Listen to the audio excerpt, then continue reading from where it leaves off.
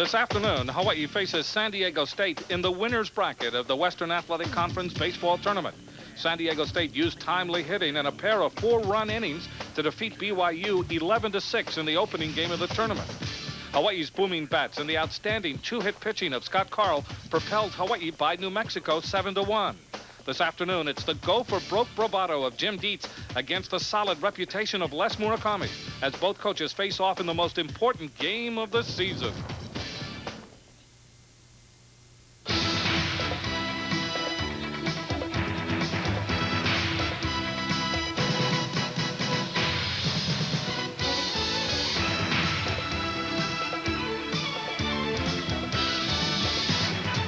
Live from Rainbow Stadium on the campus of the University of Hawaii Manoa, KHNL presents the winner's bracket game of the WAC baseball tournament, featuring the Aztecs of San Diego State against the Rainbows of Hawaii.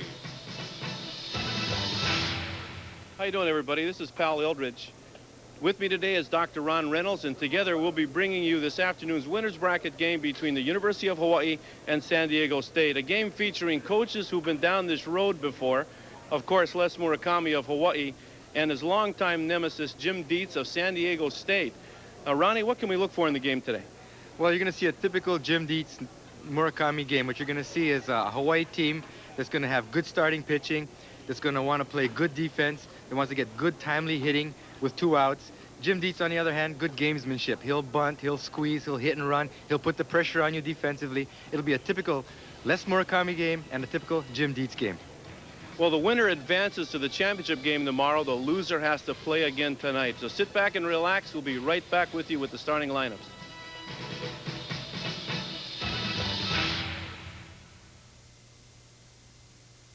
This KHNL sports presentation is sponsored by the King of Beers, Budweiser, the only beer with a taste as genuine as the people who drink it.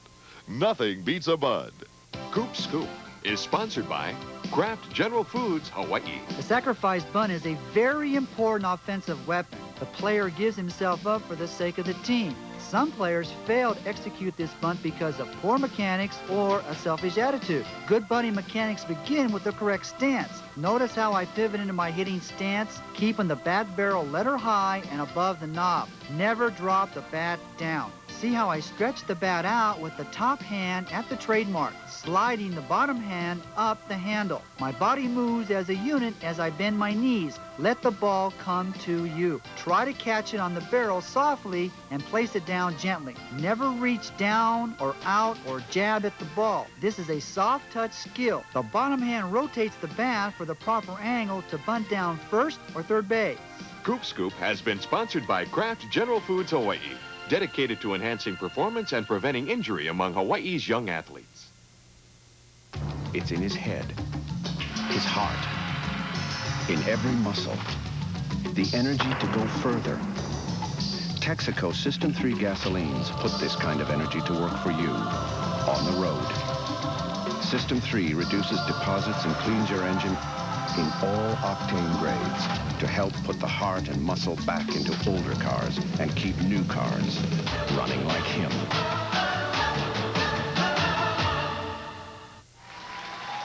Welcome back to Rainbow Stadium. Rainbows are now taking the field. We'll be witnessing the first pitch shortly here. Defensively for Hawaii, starting at first base, Kevin Curtis. Kelly Fair will play second base. And as usual, Randy Vollmer at shortstop. The hot corner this afternoon, Scott Craven. In left field, Harold Kabab. Eric Evans will patrol center field, and the right fielder, Dwayne Daughtry. Catching, Tyler Sheff getting the nod tonight with the left-hander pitching. And on the mound, Billy Blanchette, a 6.3 record, 3.57 ERA.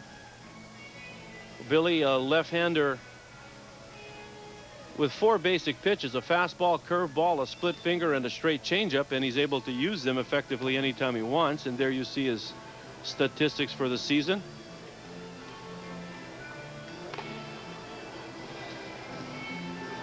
And batting for San Diego State, leading off will be second baseman, number 12, Steve Dietz. He'll be followed by center fielder Derek Vineyard.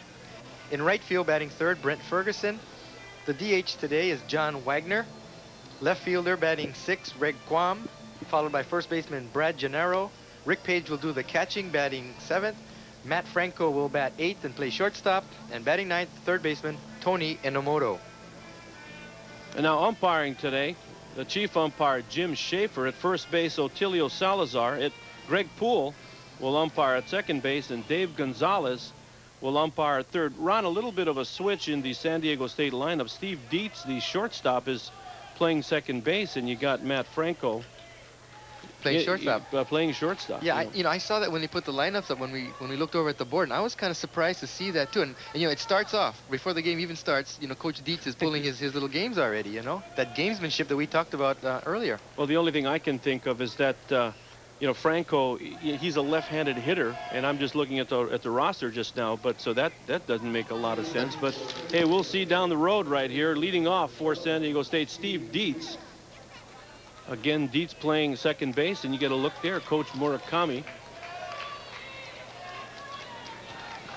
Kona conditions here, wind blowing from right field through to left. First pitch by Blanchett is fouled off.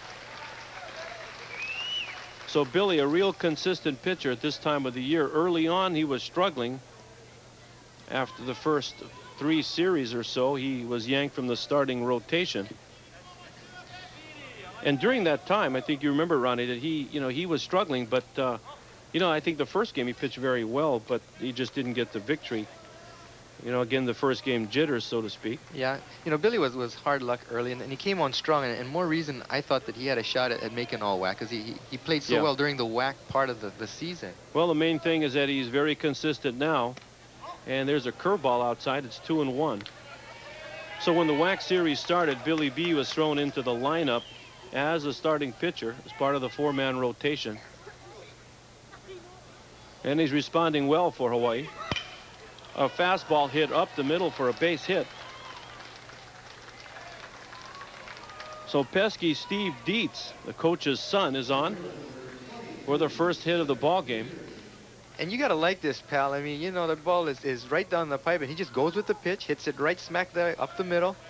And he's just a real smart hitter up there. He takes what they give. Anything inside, he'll try to pull. If it's away, he'll go the other way. Real smart hitter. Well, Ronnie, I think in a way he exemplifies the same thing Billy Blanchett does as far as the kind of player they are. They're everyday guys, and they love the game, and they're everywhere. They hustle, they play. I enjoy watching him play. As we look at Derek Vineyard coming in. Vineyard, he of the fleet feet.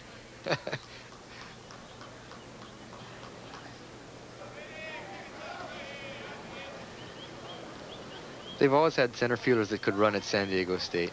And Jeff he squares Barry.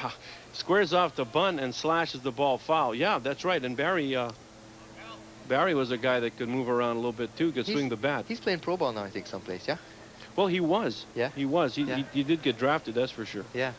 And Dietz starts off, pal, just exactly what we talked about. I mean, first pitch, and he a little bit of hit and run there. Well, Vineyard listed as a switch hitter, but is batting left-handed here against the left-handed offerings of Billy. And there's a push bunt fielded by Curtis, and he gets him on his way to first base. It would have been an interesting call, I feel, had the tag not been applied right there because of the 3-foot rule. That's interesting. I wonder if he did touch him at all, because when they pumped him, I wasn't really sure if they had tagged him or if because he was out of the baseline. Well, you see the push bunt there. We'll get a look at it here. Well, if he did, it was a graze. And the umpire was not in position to see it because they touched him in the middle of his back. So Dietz on second base. The batter is Brent Ferguson, the right fielder. If you just join us, we're in the top of the first inning. 1 out. San Diego State has a runner on base, and there's a strike.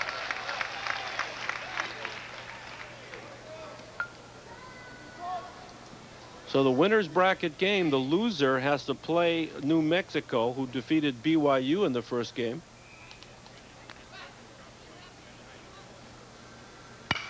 Ground ball right at Scott Craven, checks the runner, makes the long throw accurately for the second out.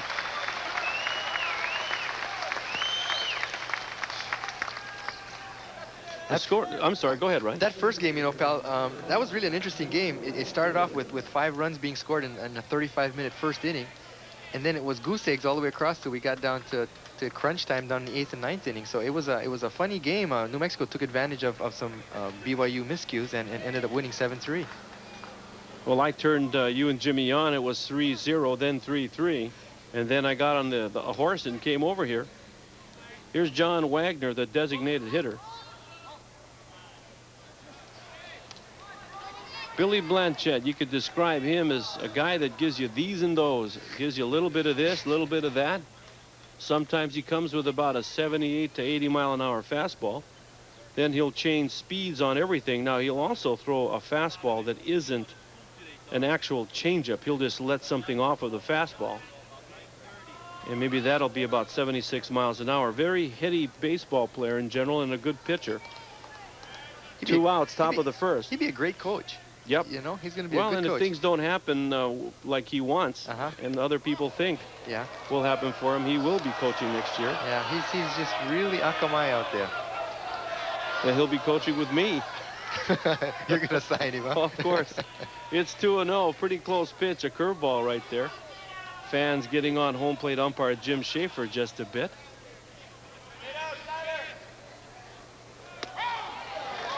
And there's a strike on the outside corner. There are a couple more people here than there were in the first game. We had about 6 people for the whole first game. You could talk in the booth here to hear yourself echo. Yeah, yeah. Well, that pitch looked a little bit outside, too. So maybe a period of adjustment for both Blanchette and Jim Schaefer, the chief ump. Fastball moved Tyler Sheff inside. It's 3-1. So a moderate uprising here. Runner on second base. Top of the first inning. 2 are out.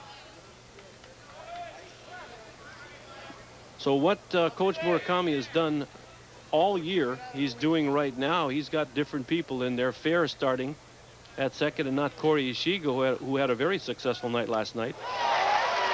Now there's that curveball that he took something off of. That's not his regular speed curveball. That loads the count 3-2. And you know, how many times have you seen this pitch, pal? Yeah. I mean, you've seen it for years, you know? And there it is right there. It looks like a big watermelon, but you can't hit it. Oh, what happened? You got to be careful. If you got a bad back, you shouldn't be swinging at that. So the count's full now. 3 balls and 2 strikes. I think one of the things that's really amazing about Billy is the fact that no matter what day it is or where it is, Billy will come to play. Dietz is off, and a swing and a miss. Tyler Sheff now has to throw to first base to record the out. And Blanchette retired the sides. No runs on 1 base hit. San Diego State leaves a man. We'll be back.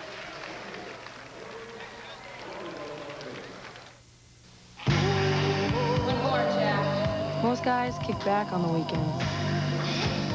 Jack, on the other hand,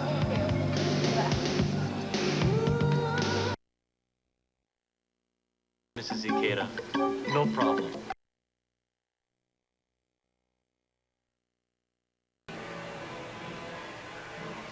The left fielder is Greg Quam.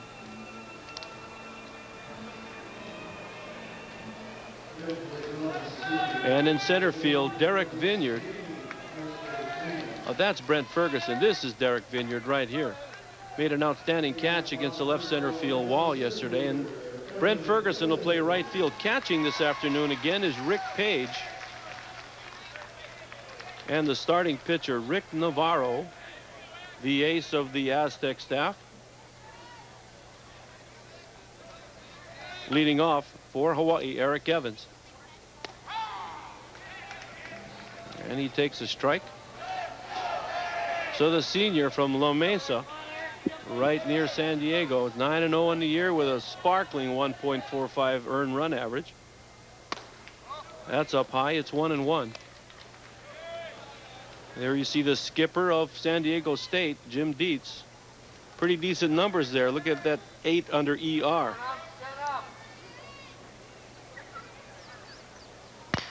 And a high grounder that is over the head of the third baseman. Franco feels, but no way does he have a play to get Evans at first base.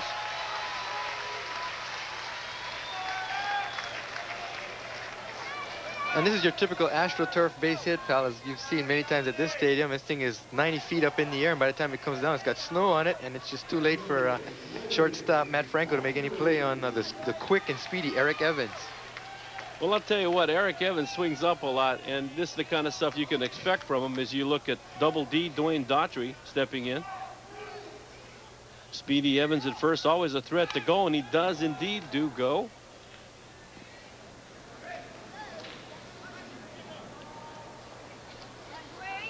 And this is how Hawaii will hit today. They'll lead off, as we just did, with Eric Evans from center field, Dwayne Daughtry, Double D in right field batting second, Harold Kobab in left, Kevin Curtis at first base, Scott Craven at third, Randy Vollmer at short, Franz Ewan, the DH today, batting seventh, Kelly Fair, the second baseman, in place of Corey Ishigo, batting eighth, and Tyler Sheff behind the plate doing the catching, batting ninth.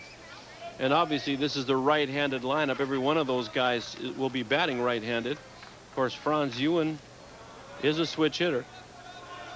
Daughtry swung at that pitch and fouled it back.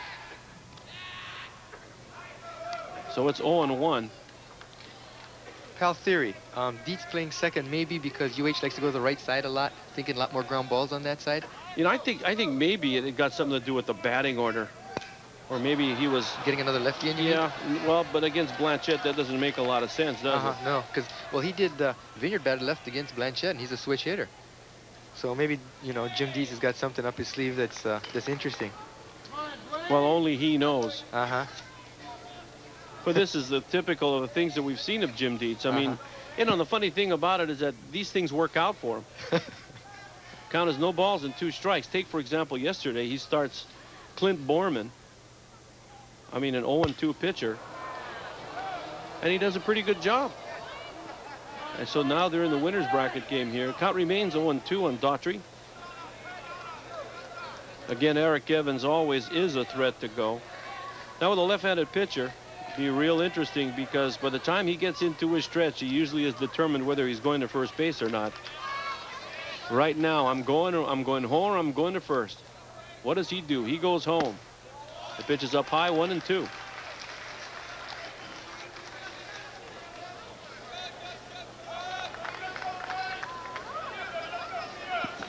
The Dwayne Daughtry, senior from Florida.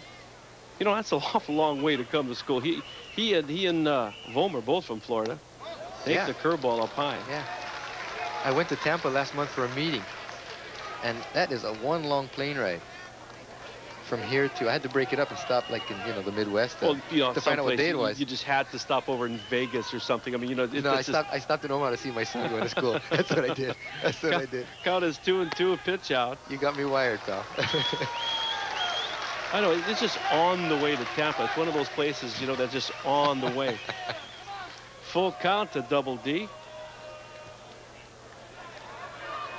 Now, Dwayne Daughtry is a guy that will take that inside pitch to right field very effectively, and Brent Ferguson, the right fielder, is playing nearer to the line, and he's playing shallow.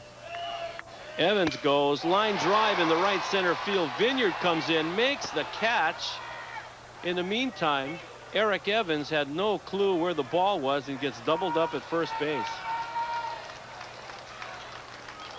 Now that's interesting. We saw something like that in the first game, pal, except it was a pop-up to the shortstop.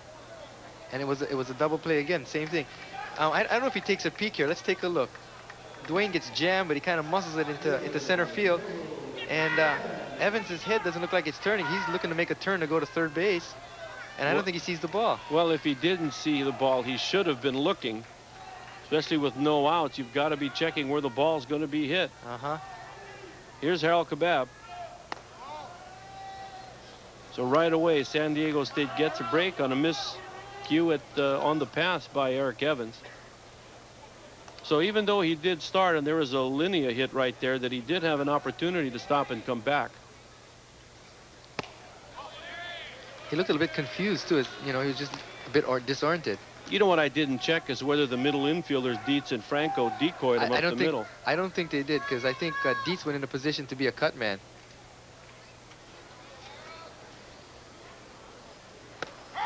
There's a strike on the inside corner. 2-1.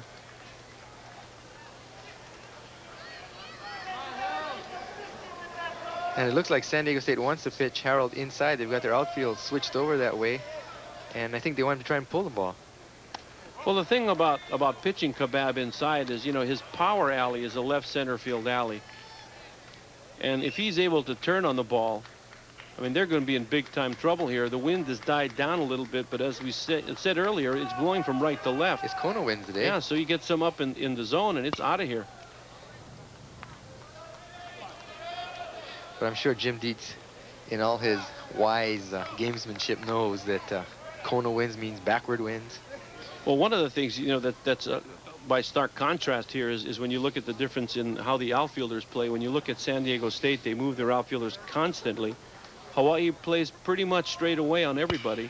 Line drive into right field for a base hit. So now that ball is hit far enough that Eric Evans would have probably gotten to third base on that. So we'll see whether this, with 2 outs, will come back and haunt Hawaii as Kevin Curtis steps to the plate. 2 hits in the inning. And I might say a line drive by Daughtry. So a couple of balls hit right on the money. Now Kevin Curtis is a guy that you know, has got the power. He's got the ability to pull the ball. So you've got to be very careful pitching him inside. And they're playing him basically straight away in the outfield. Maybe right field swung over a little bit towards the line, but basically somewhat straight away and deep. Well, Enomoto has just moved back about 2-3 steps.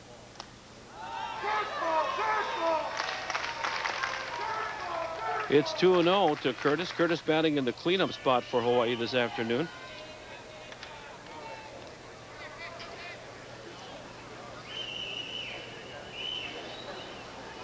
Kebab goes. Curtis hits one just to the left of Enomoto, who makes the throw in time to retire Curtis and the Rainbows. The Bows get 2 hits. They leave a man. No score as he moved to the second inning.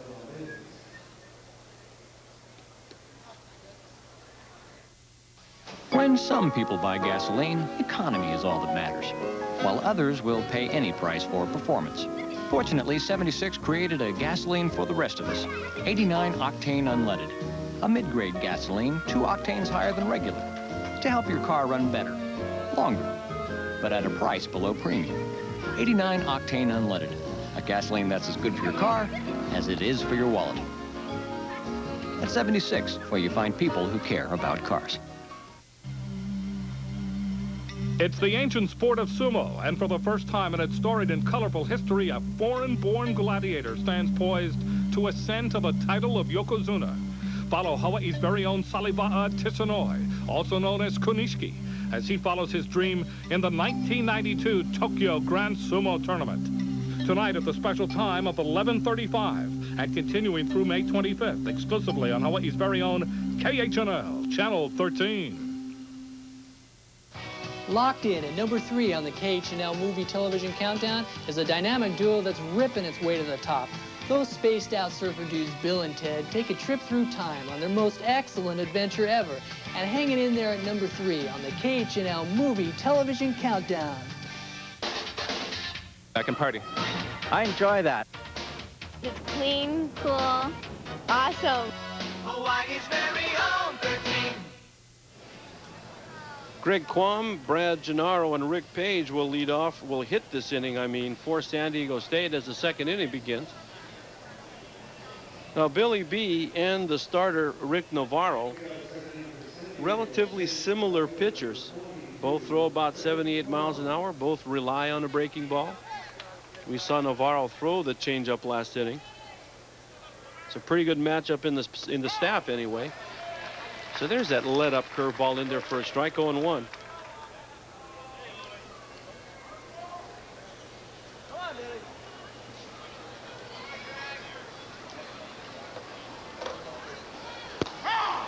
Fastball gets the outside corner. 0-2 now.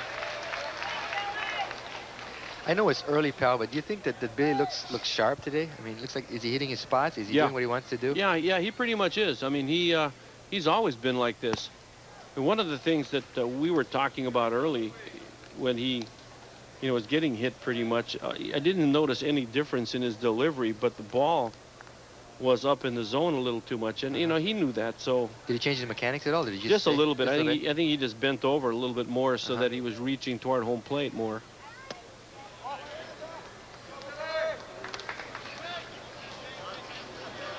Curveball. Now it's 1-2.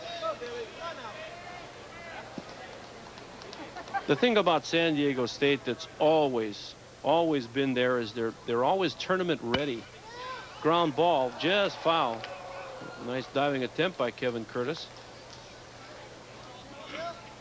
I think a lot of it is because of the way Jim Dietz is, and whether it's a stated fact or not, or whether it's even mentioned in any conversation, but Jim Dietz really prepares his kids for tournament play, and they in turn, I think, have confidence in him as a tournament coach. So, in a short series, he's awfully tough. As the ground ball gets right past Kevin Curtis, who tries to backhand it.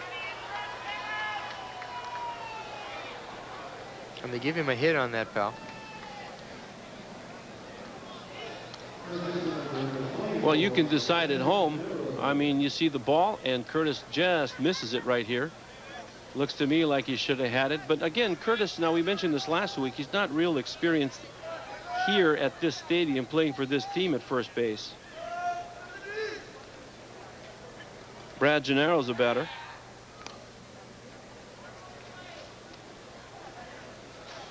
Gennaro had a big game yesterday. He went 2 for 4, had 2 RBIs, and scored 3 runs. Yep, he was batting in the cleanup spot. But again, because of Blanchette and because he's a lefty, I'm sure that's why he's batting down in the 6th hole now. Count is 0-1. Well, you just take a look now. The 1st and the 2nd hitters, the 5th and the 6th hitters, these guys are all left-handed. So whereas Coach Murakami is going with a strict right-handed lineup against Navarro, the lefty, Coach Dietz may not be paying too much attention to that. A lot of coaches don't. Some guys, it's a Bible. Other guys say, if the guy's swinging the bat, he's swinging the bat, right? Yeah. If a guy can hit, I mean, he can hit.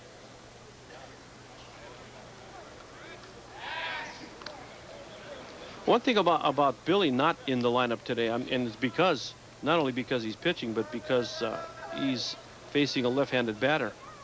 I think his average against lefties is pretty good, too. The runner goes, a throw by Tyler Sheff. Plenty of time to get the runner at second base.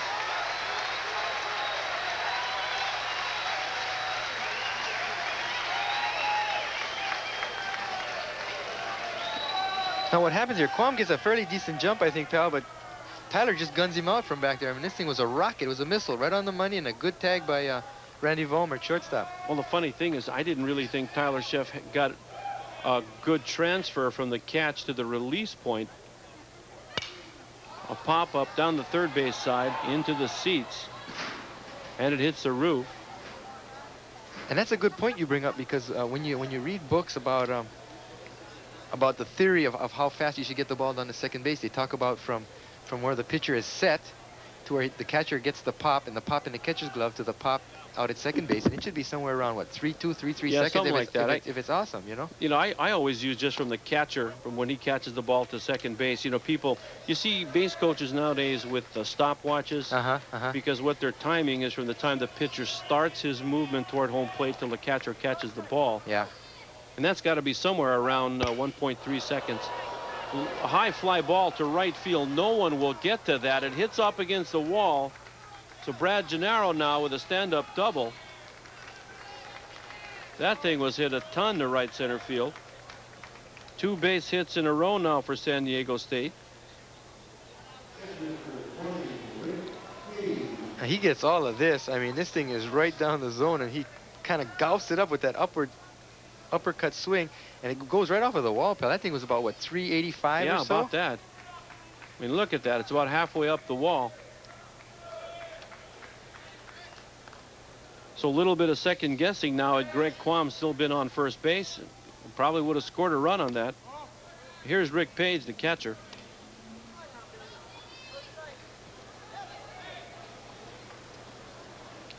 Page, a pretty good catcher, too. I mean, he moves around well back there. I especially like the fact that he doesn't wear a hard hat. He looks like one of the guys in the old days, you know? In the old days.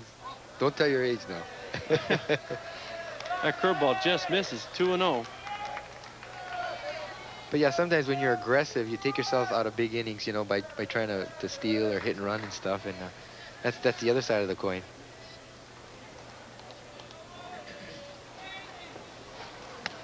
There's a strike on the outside corner. I remember about, maybe 10, 12 years ago, they asked Barry Switzer, the coach of Oklahoma football, are you going to be using the wishbone again next year? He says, well, we led the nation in rushing offense. We led the nation in scoring. Yeah, I think we will.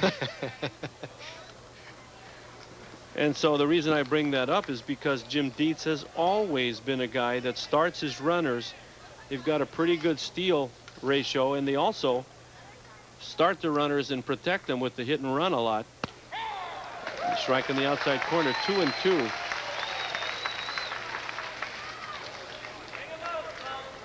I've seen Jim Dietz down 8 runs, 6 runs, and still start his runners.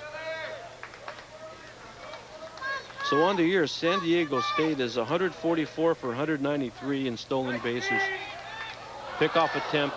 Nice grab by Vollmer. A little bit of a miscommunication up the middle.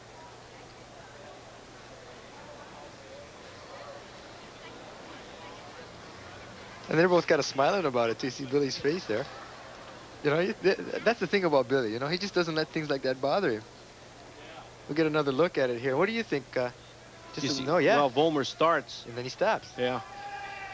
You see, if Vollmer crosses behind the runner and puts his glove out, that's the indication that he wants the ball. That time he didn't do it. Pretty good 2-strike swing right there, as he's got to protect the plate, does Rick Page. And he hits it foul. Count remains 2-2.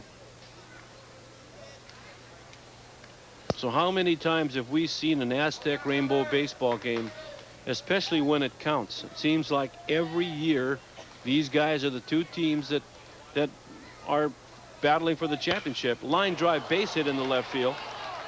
Gennaro stops at third base and Page on at first, so runners at the corners. That's 3 base hits in a row now for San Diego State.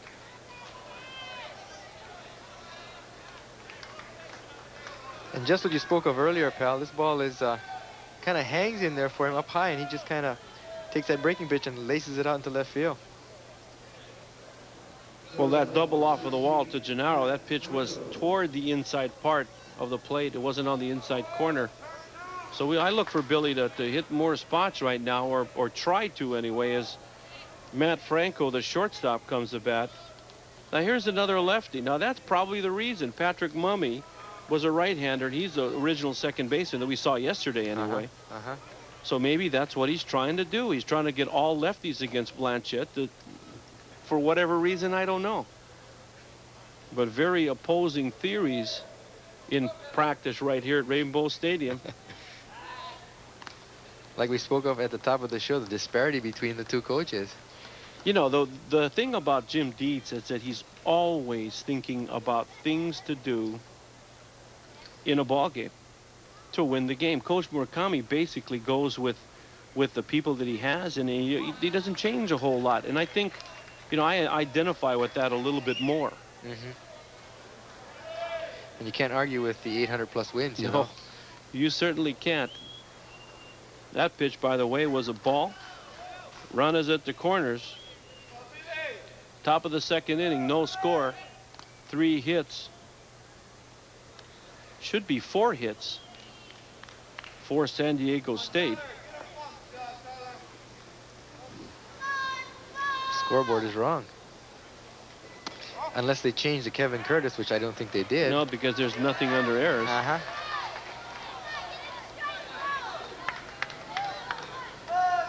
So the question you ask is, does Billy look sharp? And I respond, resounding yes. Then all of a sudden now he looks like he's struggling a bit. 2-0. 3-0.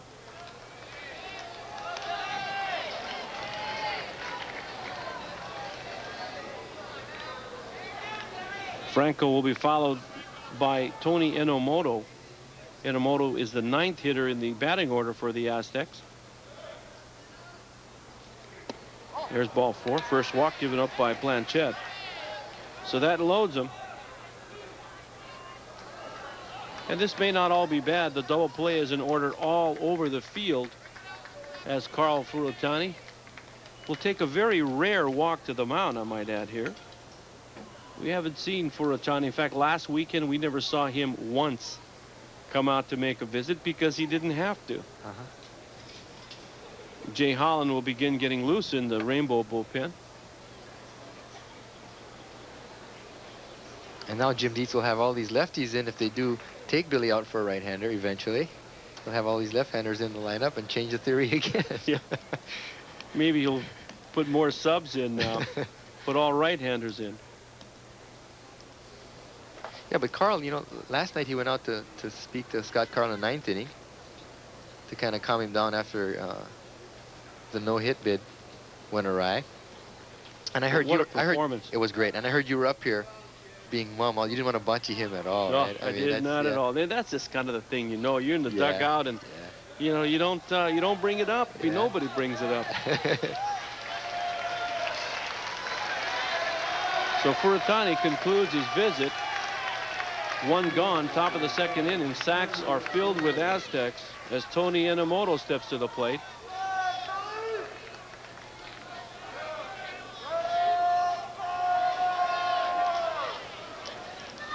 Blanchett pitching from a stretch. A pop-up down the right field side. Double D gives chase. Makes the catch in foul territory. The runner comes home. A tag by Tyler Sheff is in time. Double play, Hawaii. Well, you talk about an opportune double play when a base hit maybe would have broken the game open this early. So we'll be back.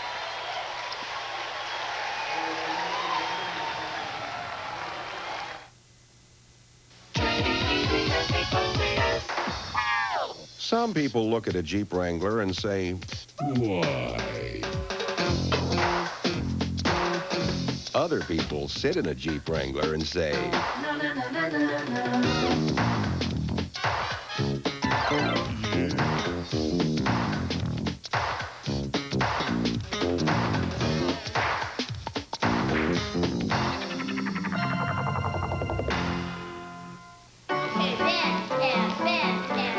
This year, the Lake Edna Players present the Wild West Review. Tonight, director Lauren Clark tried to motivate her cast of cowboys with new KFC honey barbecue chicken, glazed in a special barbecue sauce with a touch of honey. The chicken was unbelievable, as were a few of the performances. New KFC honey barbecue chicken for a limited time in Lake Edna or your neck of the woods. It's pretty simple. Hawaiian is on time. On-time departure, flight 316. I've been flying for Hawaiian for 21 years, and I know we're on time. If you show up late for the flight nowadays, you've missed it. I know Hawaiian flies on time because I look at the stats. I fly to Maui, Lihue, and Kona, and all my flights are on time. I've been here for 23 years, and I can tell you, it's never been better. Hawaiian Airlines, on-time departure, flight Hawaiian guarantees on-time performance. And we're proud of it. The double play that gets Blanchett out of a jam in the top of the 2nd. Double D making the catch in foul territory. Gennaro tagging. Great throw by Daughtry. Nice reception and tag to record the double play. Big play, Hawaii.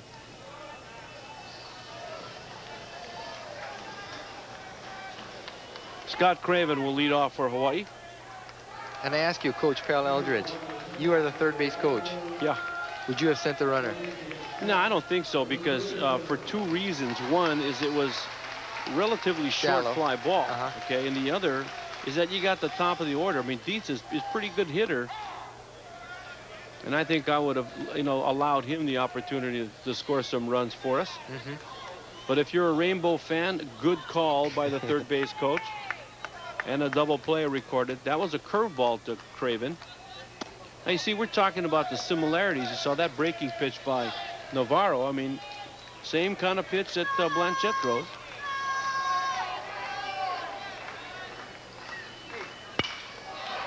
Fly ball to right field. Ferguson starts back, then comes in, makes the catch for the first out.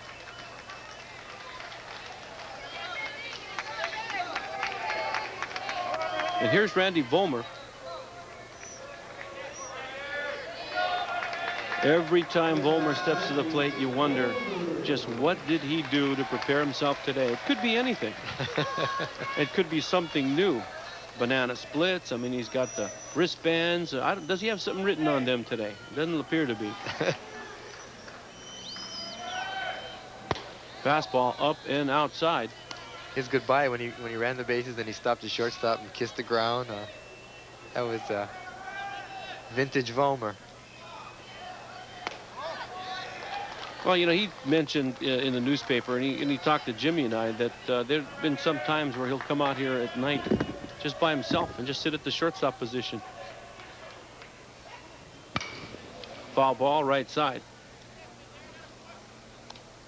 You know, and I'd ask him something intelligent like, what about your homework, Randy? 2-1's the count to Vollmer. What a character. He's going to be sorely missed by everyone here. There's a fastball for a strike, 2-2. He's a very involved Christian athlete. Not this Easter, but last Easter, he came out to Mililani along with Chris Duggar, and they spoke at the Lutheran Church Father and Son Good Friday breakfast. And so they're really involved into their faith and their religion. Well, good. Both of them. That's down low. And that loads a count on Vollmer.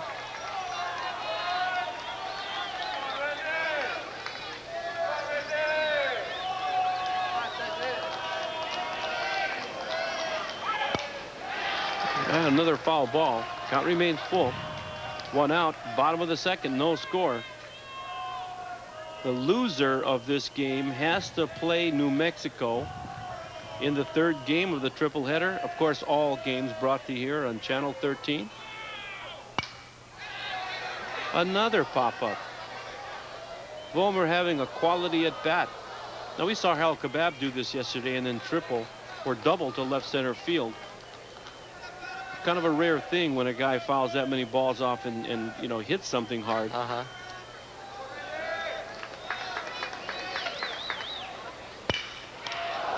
Right back at Navarro, feels his position well, throws Vollmer out. So with 2 outs, the batter is designated hitter Franz Ewan. Frankie to his friends. Is he still thinking about going to dental school? Yeah, I think so. At one time I heard that he was real serious about going to dental school. Was he always a good hitter, pal? I mean, yeah, always was a good hitter. As a little kid, yeah, too? Mainly from this side early on in his career, because this is his natural side. Always been a strong hitter. How long has he been switch hitting? I think since the 7th grade. So what is that? 6, 7, 8, 9 years now. 9 years. Strike on the outside corner. Natural side being the right side. Natural more side, power right from the side. left, though. Yeah, more power from the left. Of course, because they're more right-handed pitchers, so he naturally took more cuts from the left side in batting practice and then getting the game opportunities. Fly ball right field. Ferguson comes over, makes a good running catch to retire the side. 3 up, 3 down for Hawaii to close the bottom of the second inning. And we'll be back. The score is 0.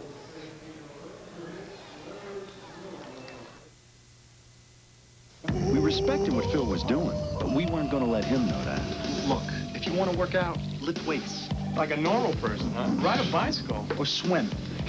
Yeah, go bowling or do something. Something safe. Just be there, all right?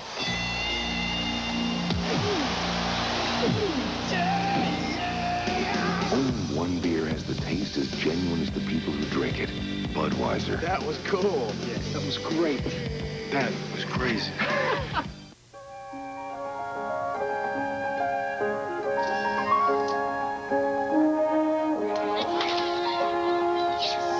When you want a moment to last, use a videotape that will. Superior picture, superior sound. Maxell, more than just a pretty picture. Look for Maxell high-grade videotape wherever tape is sold. Did you ever wonder about using a computer or want to know how to read blueprints? Would you like to learn sign language or finish up your high school diploma? You can do all this and more with one phone call to the Adult Education Office. Most courses are free or at very low cost. All are open to you, if you still wonder. A message in the public interest from the Hawaii Carpenters Union. Building a better Hawaii for folks like you and me. On May 20th, this man will be executed, even though new evidence could prove he's not guilty. They're going to kill me, and I'm innocent. Trial and Error, a special presentation tonight. A player from each team will be honored at the end of today's game. GTE Hawaiian Tel will go beyond the call and contribute to the General Scholarship Fund of the University of Hawaii. Steve Dietz will lead off for San Diego State at the top of the third. And he takes a strike. A very good leadoff hitter, a tough out. Steve Dietz able to hit the ball. He really sits back. Field. Yeah, he really sits back on the ball and waits, and then just quick it. Another push bunt attempt. We saw Vineyard do that in his first at bat. You know, in all the years I've been involved with baseball, and I get an opportunity to ask Major League Baseball players, you know, to talk to them, I've asked them all the same question. What do you think is the most important thing about hitting? And every single guy has said one thing in common, and that is to wait. Wait, yeah. The second most important thing is get a good pitch to hit. I mean, this is, you know, compiling all of their responses. So Blanchett moves Dietz back off of the plate. It's 1 ball and 2 strikes. Well, you know, I was talking to Aki Yonomini, hitting coach out at, well, he lives in Aiea, but he's, you know, he's coached many ball players here. And he talks about wait that Mickey Mantle talks about. Little pop-up fielded by Vollmer. You know, Mickey Mantle, I saw him do a clinic about 10 years ago, and he said the harder the pitcher, the longer you wait. And I couldn't figure out until about 5 or 6 years ago, I did figure out that what he means by that is if you start too early, you actually take yourself away from your swing. And so you wait a little bit longer, then you become less anxious, and you take your normal hack at a fastball pitcher. With 1 out, Derek Vineyard's the batter. And that was really obvious yesterday. BYU, you know, they're swinging for the fences with that uppercut swing that they have. And San Diego State sitting back and waiting for everything, just trying to punch and Judy the ball wherever it, you know, was pitched. Well, as we were talking about yesterday, you know, it's almost impossible to change your swing. I mean, you know, you're used to swinging some way all year, then all of a sudden you come to a yard like Rainbow and you decide to change your swing. I mean, that's absurd to do. What you have to do is change the way you play the game. You know, maybe start a few more runners or use the bunt. Count is 0-2, and Vineyard gets plunked. So Billy now trying to move Vineyard off of the plate. Hits it. And I'm sure Billy B is very upset with himself for this.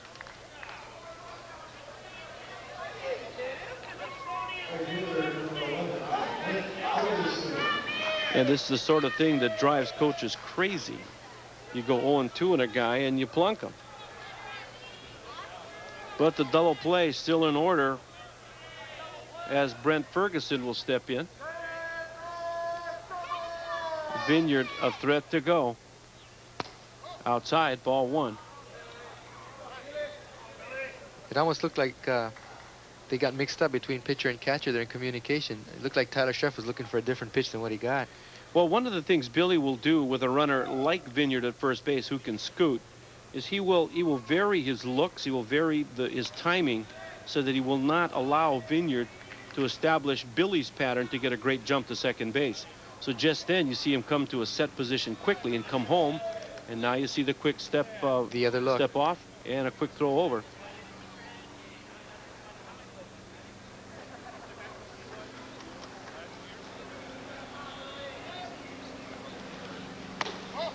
Ball 2. So Vineyard's the guy that makes him go.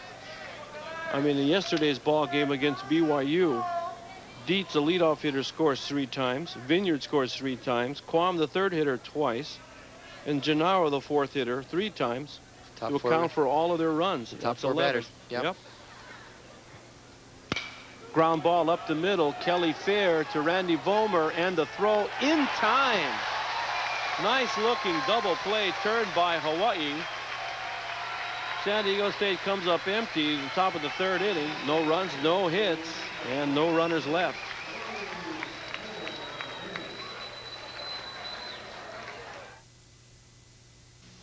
Another beautiful morning. There's no one like you. Another delicious Burger King breakfast. Maybe I'll have a tasty breakfast buddy at Burger King for just 59 cents. And I get coffee and hash browns for just $1 more. What do you say? What do you say? Delicious. I can't wait until tomorrow morning. It's a delicious morning, and I'm here with the ladies from Garden Right away at Burger King now. These are all the optional features on the Nissan Sentra GXE. And these are just some of the standard ones.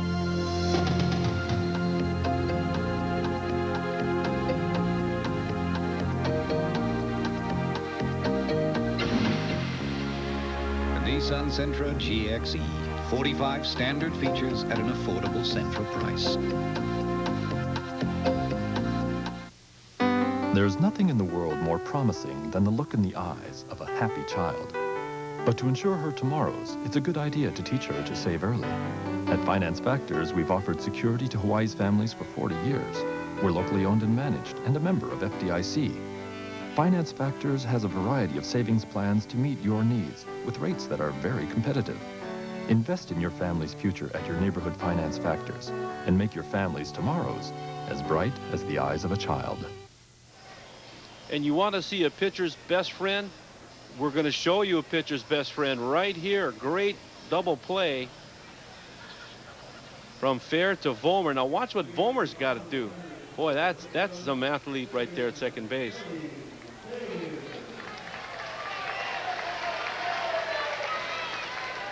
Kelly Fair will lead it off. Bottom of the third inning. Rick Navarro, the ace of the San Diego State staff, 9-0 on the year, 1.45 ERA. And there's a strike. It's 1-1. And he's beaten the Bulls the last 2 times. He beat them last year in the tourney, and then he comes back and beat them in San Diego for their only win, I believe. What a dirty guy does that, huh? What a bad guy. Yeah. But not in their house, they're saying today. Yeah. Not in my house. Count is 2 balls and 1 strike. Kelly Fair, a good-looking freshman from Cincinnati. He's a long way from home. Ball 3. You know, he reminds me of, pal, a few years ago when Fresno State came down and they had a shortstop by the name of Eddie Zosky. He reminds you of Eddie Zosky? Yeah. In what way? Size. Tall. Zosky's about 6'3". Ooh. Zosky had the best throwing arm of any college shortstop I've ever seen. Amazing, huh? Yeah. Smooth. And he's been knocking at the door with the Blue Jays the last couple of years. He just doesn't hit the ball well enough to take over from Manny Lee. Uh-huh. But they look the same. They're built the same. You know, Kelly's got a ways to go, but their size and the way they range at shortstop. Swing and a miss. Fair behind on that.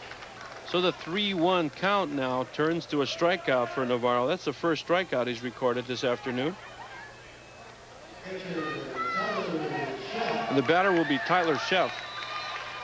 Now here's a guy, Ronnie, that I think of all the rainbows, that this guy as a position player probably improved the most. Foul ball right side. I mean, you know, look at the size of him. I mean, a prototype looking catcher. But he's received well, he's blocked the ball well, he's especially improved in his throwing. You know, I see nothing but great things from him. You know, if he can stay off the DL, he'll be all right. Yeah, he's had a tendency to get hurt a lot. You know, and considering that Todd Takeyoshi caught an awful lot last year without, you know, Tyler Sheff catching, getting a lot of experience of being hurt on and off like he's been, you know, you're right. He's done a real good job behind the plate. And both he and Harrison come back next year. Uh-huh. Of course, Kenny Harrison, one of those guys that can play every position on the field. Because he wants to. I mean, he just wants to play. Yeah, I mean, if you'd ask him to go play shortstop, he could do it. Yep. He's just a pretty good overall athlete.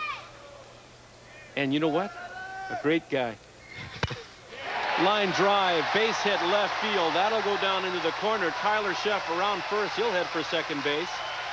The ball fielded by Quam, so Tyler Sheff with one out doubles off of the left field corner. And he gets an inside pitch here, pal, that he can turn on, and he really turns on this thing. It's a little bit up in the zone, and he just turns on it and drills it down the left field line, rolls all the way to the corner for a stand-up double. You know, that thing almost got by Quam. It would have been real interesting then. So here's Eric Evans, a leadoff hitter. Evans, an infield single. He'll lead off the game.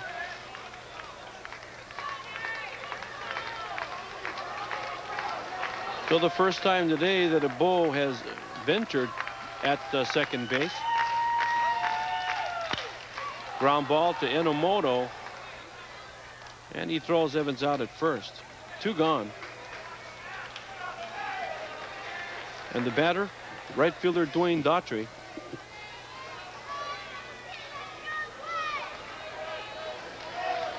Westport and Waipahu is the most complete baseball and softball store in the state. Find just about everything you need in one location. From the little leagues to the big leagues, find the latest in equipment and accessories to improve your game. Look the best, feel the best, and be the best. Westport and Waipahu, and also in Kalihi. You call Wes and you say, hey, Wes, do you have, fill in the blank, you know? He'll go, yes. He's got everything. Yes, he does. He's got everything. Prompt service, prompt delivery, and a huge inventory. So Double D trying to deliver here to score the game's first run. That's up high, 2-0. I think Eric Evans would like to get that at-bat back again. You know, first pitch inside. I think maybe he wanted to, Coach Murakami wanted him to go to the right side maybe with it. And he tried to turn on that first pitch that he got inside. Well, if Evans can refine his hitting a little bit, you know, swing down on the ball a little more to create more line drives and to be able to hit the ball line to line. I mean, we're talking about, you know, real offensive threat then.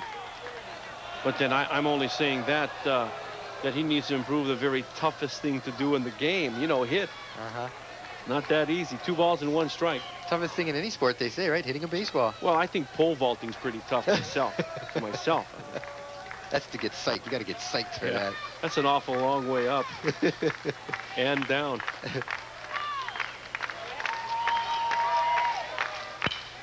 Fly ball to right field. Ferguson goes back, and he squares and makes the catch to retire the side. So the Bows do get 1 double and 1 base hit. Meaning 1 base hit, and they leave a man at second base, and there's still no score.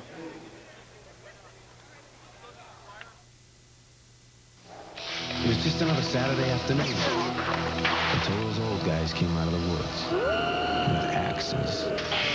Just when we thought it couldn't get any weirder, it did.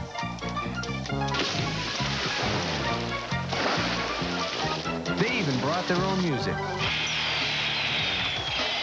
Awesome! Hey, fellas, how about a cold bud? A bud? Obviously, we thought alike. Oh, that's cold. You are about to see a very startling advertising announcement. Never before has any domestic manufacturer made an offer like this. For the first time ever, Cutter Ford will have an additional $500 dealer rebate on every new Ford car, van, and truck in stock. That's a $500 dealer rebate in addition to Ford Motor Company rebates. Take the check or use it for a down payment. This offer is on every new Ford vehicle in stock now, and it means one thing. We want your business. Don't miss out. This offer absolutely ends on May 31st, only at Cutter Ford in Aiea. The energy of the Olympic Games. Texaco has captured it on a special videotape. Profiles of Olympic athletes who demonstrated the strength to endure and the energy to go further. This collector's tape is just $4.99 with a fill-up of System 3 gasoline. And it comes with a coupon for a free 2-liter bottle of Coca-Cola Classic or Diet Coke. Good on your next visit. Get your videotape today at Texaco. Disaster strikes the diner, and only one man can get them out. I think there's something you should see. What is it, Chair? My vacation photos, sir. That's me on the teacups. The dramatic season finale of Parker Lewis, Sunday. Everyone has been guilty of making up a little white lie, fib, or maybe just over-exaggerated a little, but nothing can compare to the outrageous tales of deceit explored in the Fox special, The World's Biggest Lies. Tomorrow night at 8:35 on Hawaii's very own KHNL 13. Are they talking about our diet tips here or what? John Wagner, the DH and cleanup hitter, leads off.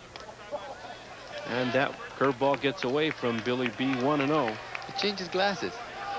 The first time he came up, he had dark glasses on. He had sunglasses on. Now he's got his clear ones on. And I'd never seen that before. You know, of course, the normal person would notice it after a while.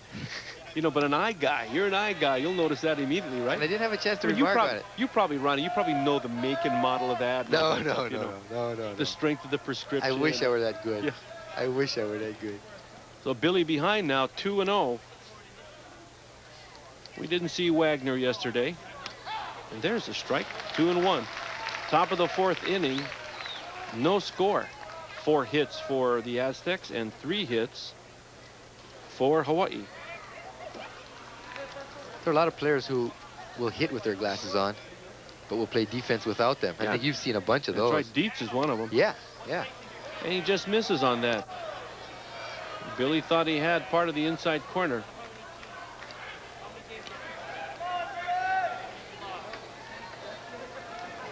Count is 3-1. Ball 4. Second walk.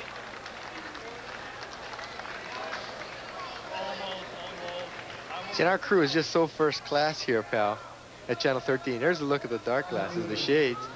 And you notice the sun, the shadows. Now watch in the next picture, you'll see him without. Right there, and it's cloudy, and there's no sunshine.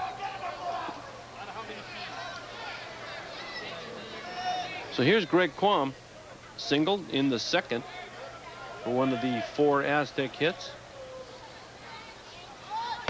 And he turns around the bunt and takes a strike. That was interesting coverage there, pal. First and third came in, and Kelly Fair was in no man's land. No one would have been covering first if that ball were bunted. You know, that's something the second baseman really have to watch. You know, they can't vacate the position too soon. The runner goes, pitch out, throw by Tyler Sheff, and they get him. And I'll tell you, pal, you know who made that play was Randy Vollmer on the tag. The throw was offline. He went up and got it and brought it right down for the tag. Just a real first-class play by Randy Vollmer. We'll just watch the picture and you'll see what I'm talking about right here. Great play by Randy Vollmer.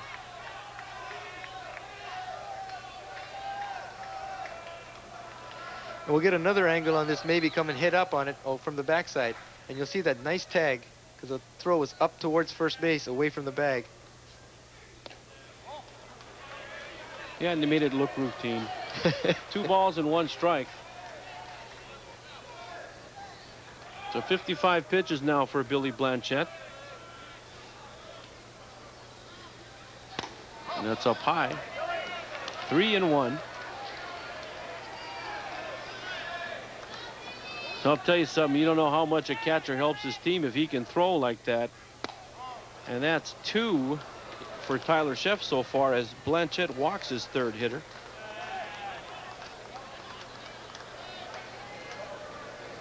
Now, what do you think Tyler Sheff is saying to him, pal? I mean, you know Billy real well, probably as well as anyone. What goes on in his mind during a game? What do you think they're talking about? You know, he's probably telling him just to focus on the target a little bit more, that he's up in the zone, maybe to bend the back, extend a little more toward home plate. Something with mechanics then that he's picking up. Because as a catcher, that's what you would look for, right? Yeah. I mean, you know, from your position. And being a coach's son, too, huh? I mean, he's taught to look for things like that.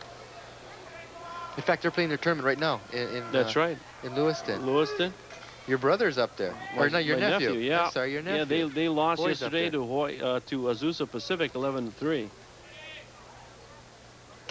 And not having read a newspaper today, I'm sure that I would assume that LC State won. They were 46-9 entering the tournament. So that's 5 balls out of the last 6 pitches that Blanchette has thrown. The runner goes, a hit and run, successful into left field. The runner around second, he'll hit the 3rd.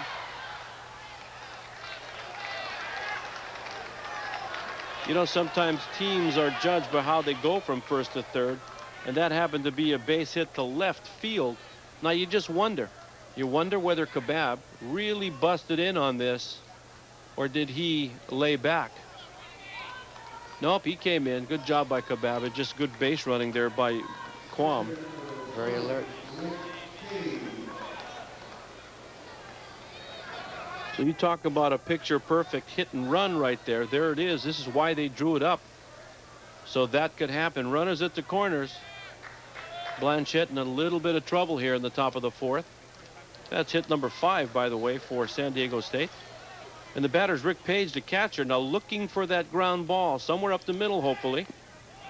But really, I wouldn't be surprised if they started the runner at first base on this. Would he squeeze in this situation, you think?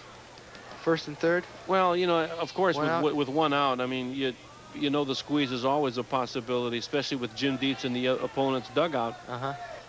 But I don't think so, and the reason I don't think so is it's a little too early. I'm not sure one run being 1-0 is going to win this game. But here's a man who will bat left-handed batters against left-handed pitchers. Yeah. So Farron Vollmer pinching the middle now. Pickoff attempt. That time it appeared that Gennaro had some notion to go to second base. Good percentage right there, 12 for 16 for Gennaro. It's a first baseman too. You don't see first baseman run all that much. But Jim Dietz has always been a coach who likes the steal.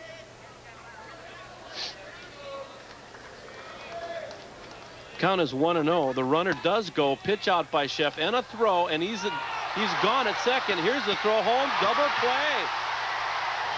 Third double play of the game so far for Hawaii. So San Diego State now, Ronnie, maybe running themselves out of a big inning right there.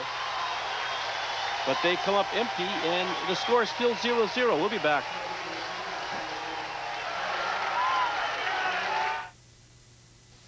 Introducing from McDonald's. Not one thing, but two. Both hot and delicious. The Mushroom and Swiss Grill. Scrumptious sauteed mushrooms, fresh onions, and melted Swiss cheese. The Lettuce and Tomato Grill. Fresh onion, crisp leafy lettuce, and a thick slice of juicy tomato. Now the best part. Just 99 cents each. Introducing the new Mushroom and Swiss Grill and the Lettuce and Tomato Grill. Just 99 cents each. From McDonald's today. For a limited time. At CarQuest, we're very proud of the people we have working the counter for you. Our people proudly wear the CarQuest Counter Pro Shield to signify that they're qualified to give you expert advice. We work hard every day, so you can lie around on the weekends. Tune up your car with the ultimate spark plugs, Bosch Platinum Plugs. Bosch Platinum spark plugs are available for most cars and trucks and outperform other plugs by delivering quicker starts, smoother acceleration, and top fuel efficiency. You'll find it at CarQuest. Sunday. Kill them! The Brits are out for Bundy blood. Come over here, or your wife and daughter are through. The season finale of Married with Children, Sunday. Now you see the pitch out right here to Tyler Sheff, who checks third, throws through just like he's supposed to. Now Kelly Fair caught stealing. Now you got to have a good arm to do this, folks. You know, some guy with a pop gun at second base is not going to make that play. And he came up real good, pal, when he received that ball. He received it coming in towards home plate. He didn't wait for the ball to come to him. And with that gun that he possesses, just a beautiful 2-4-2 double play. And let me tell you, Ronnie, you know, as a former catcher, I can't tell you how much I appreciate guys like that who have the arm. It gives you a little bit more time at home plate. I mean, hey, you're fair game over there. You know, I mean, some guy can put you up in the bleachers. Yeah, but a big guy like you, no sweat. Hey, bro, when I was catching, I wasn't this big. You know what I mean? Okay. Bottom of the fourth inning, Harold Kebab will lead off. He'll be followed by Kevin Curtis and Scotty Craven. Yeah, right now, I dare him to do it. Years ago was, please don't. Or if you do, try not to hit me. Nah, that's not true either. There's 2-0.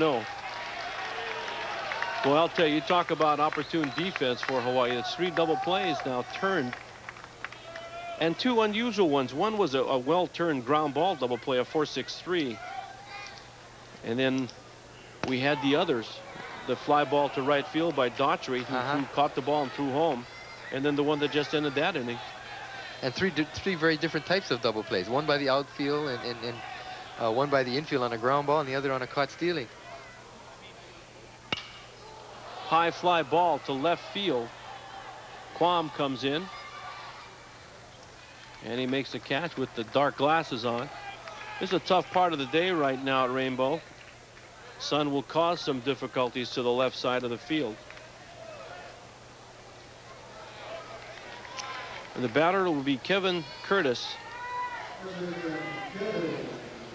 Curtis, the sophomore from Upland, California. And we did find out, by the way, I never told Jimmy this, but we've been talking about Upland for a couple of years as to why they call it an Upland. And the question Jimmy always asks is, as Curtis, it's a deep fly ball to center field. Vineyard waves everybody off. Why, I don't know, but he makes the catch for 2 outs. Anyway, Upland is at the foothills of the San Gabriel Mountains. Mount Baldy's right above it, so it's a town that goes upland. Yeah, and that's why they call it Upland. I mean, you'd figured it'd be something like that as Scott Craven steps in. 2 outs.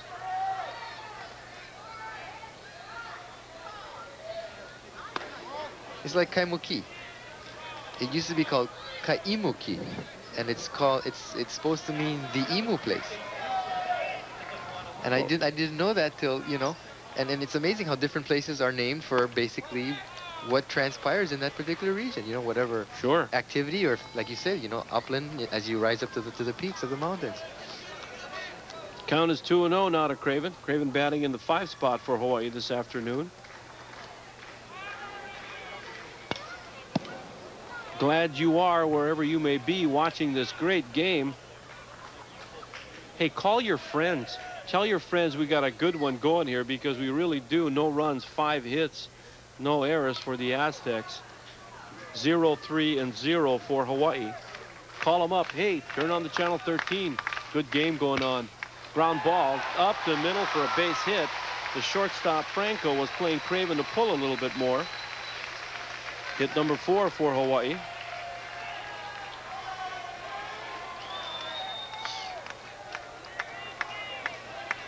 Craven really been hitting the ball harder these last couple of weeks. Had a good series against San Diego State.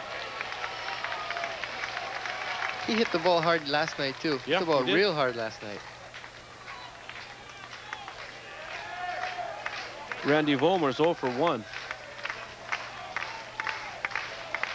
And the claps begin. 2 outs. It takes a curveball up high. So far, pal, the gamesmanship supposedly of Coach Dietz has kind of taken him out of big innings, and Coach Murakami's theory of good defense has kept him, you know, in the ball game. So the disparate parts seem to be working at each other, and quite effectively for Coach Murakami, not so effectively for Jim Dietz. Well, the funny thing about both those double plays is that you don't really work on double plays like that. I mean, you don't work on fly balls and especially the tags at home plate. I mean, not very many coaches coach their catchers at home plate. Craven takes off. The throw by Page is in time to Dietz to retire the side. So the Rainbows come up empty in the bottom of the 4th inning. No runs and 1 base hit. No runners left on.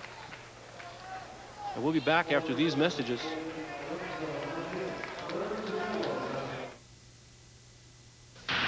Hurry into your Hawaiian Chevy Geo dealers and get set to be blown away by big savings. Right now, we're dealing on every Chevy car, truck, and Geo in stock with some of the lowest prices you'll see all year round. Plus, low financing and tremendous cashback savings. Getting the Chevy car, truck, or Geo you want can be a breeze, but only if you grab your hat and hurry in now, because deals like these will all too quickly be gone with the wind. Only at your Hawaiian Chevy Geo dealers. Come away. More choices, away. More fun. Robert's Overnighters are the #1. More fun with your choice of these fine properties. Just $119.50 per person for air, room, and car. With every overnighter package, Com Ina's received this overnighter bag free for the only overnighter packages that are fully bonded for your protection. There's only one number to call. 523-9323. Robert's Overnighters are the number one. The number one.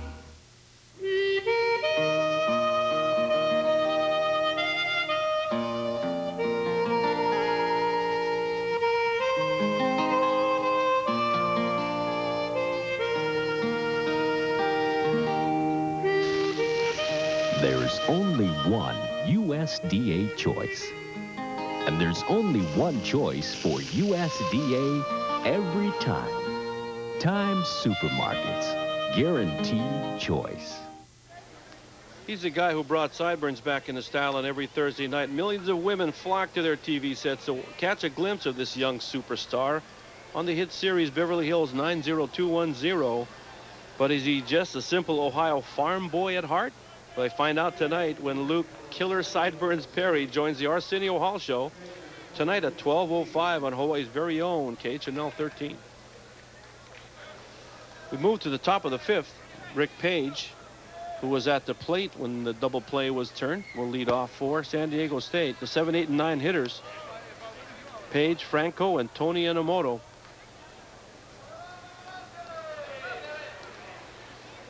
Billy Blanchette now beginning his fifth inning of work. He throws that curveball over, 1-1 now.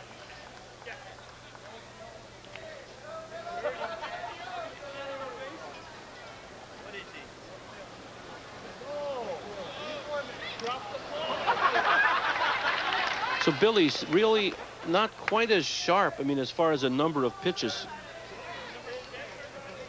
And of course, he probably did that just after I botched him by saying that he was. Line drive foul. But you know, last year at the regionals, I talked to Dave Blanchette, Billy's brother. And Billy got rocked pretty good. I asked Dave, he says, hey, Billy's used to that. He says, you know, all he cares about is winning. He says, he knows he's going to get hit hard maybe, but it doesn't bother him. He's a tough guy. And I think you would agree with that. Yeah, and one of the things that Jimmy and I have been talking about is some people are saying, hey, you got to move the fences in, and you know, it's not fair to the pitchers because they just, all of them feel they can just throw the ball up there to let them hit as far as they can. But Billy's the only guy that has ever actually said it to me, that this is what he tries to do. You know, throw strikes and see that base hit up the middle. The 6th hit now for San Diego State.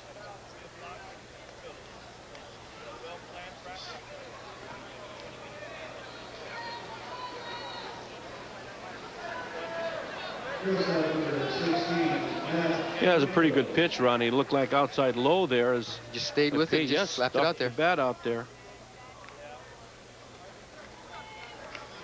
So another base runner aboard. They've had a base runner in every inning. And it's put down. Kevin Curtis now has got to make the put out by himself. So the sack is successful as Page is moved into scoring position with 1 out.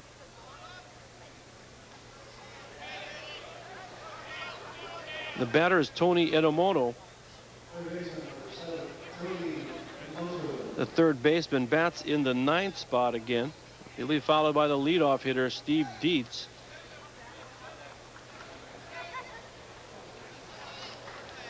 So Eric Evans now moving over to the left side a bit. One hopper hit right at Vollmer, who makes a throw, but it takes Curtis off of the bag.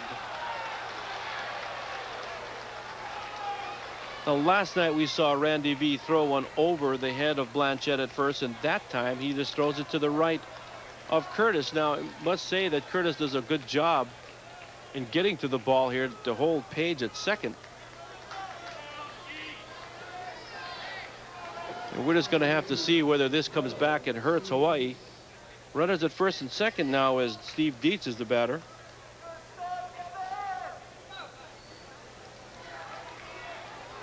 Really, you hate to see something like that happen to a shortstop like Vollmer, who's been fairly consistent all year, especially in a big game like this. Yeah, he's visibly upset with himself. I think he's kind of gathered himself somewhat now, but he was visibly upset right after the throw. Well, Dietz squares the bunt. Hey, but there's 1 out. If he's going to do that, let him bunt. But he draws the bat back, but takes that strike. It's 0-1. You know, you can only go to the well every so often. And sometimes, you know, the magic will run out. That's 3 double plays they've turned. But here San Diego State is threatening again with runners at first and second. So Rick Navarro, the pitcher for San Diego State, doing a pretty good job limiting the Bows to just 4 hits.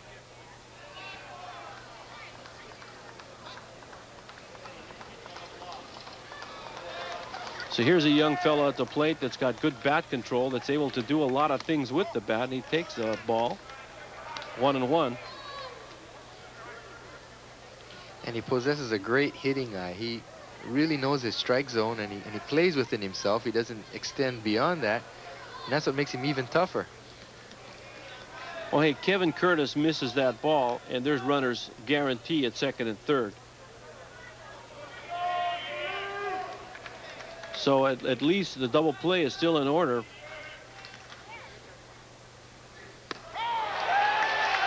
And Billy takes something off of the curveball, gets it in there for a strike, 1-2. And he just flat out fooled Steve Dietz on that pitch. He was not expecting that at all. Well, one of the keys, in fact, the main key to hitting an off-speed pitch is to keep the hands back. And even before that, really, is you got to recognize it. Recognize that something off-speed is coming. Runners start, ground ball to Fair, to Vollmer. Over in time, and they do it again. The 4th double play by Hawaii gets Blanchette out of another jam. And as the 5th inning, as we move to the bottom of the 5th inning, it's still no score.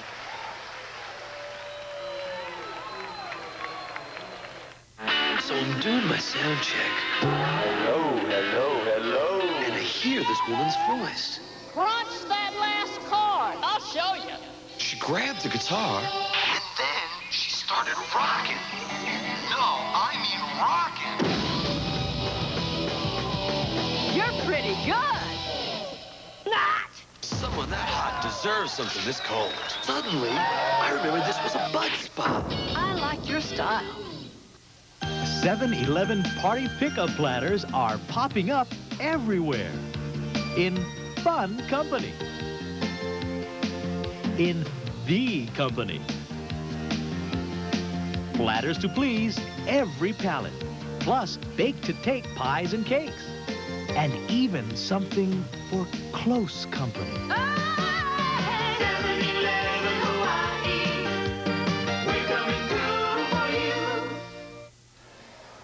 And the Bud fact, the Hawaii San Diego State in the Western Athletic Conference tournament from 1988 through 1991. San Diego State has won 4, Hawaii 2. Budweiser reminds you to know when to say when. William Gideon Blanchette, number 2-2.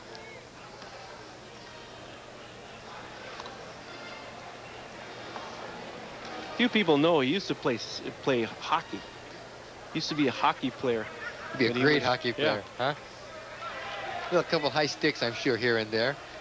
But I'm really serious about what I said about Billy, that he is already, you know, actually Jeff Ball was supposed to be my pitching coach next year for the varsity, and he's been offered a job to coach at Hawaii Pacific University. He's been hanging around Iolani this summer. Yes. Or I've been seeing him down there with Dean. Mm-hmm.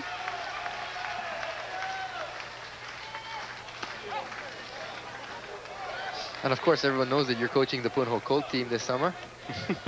And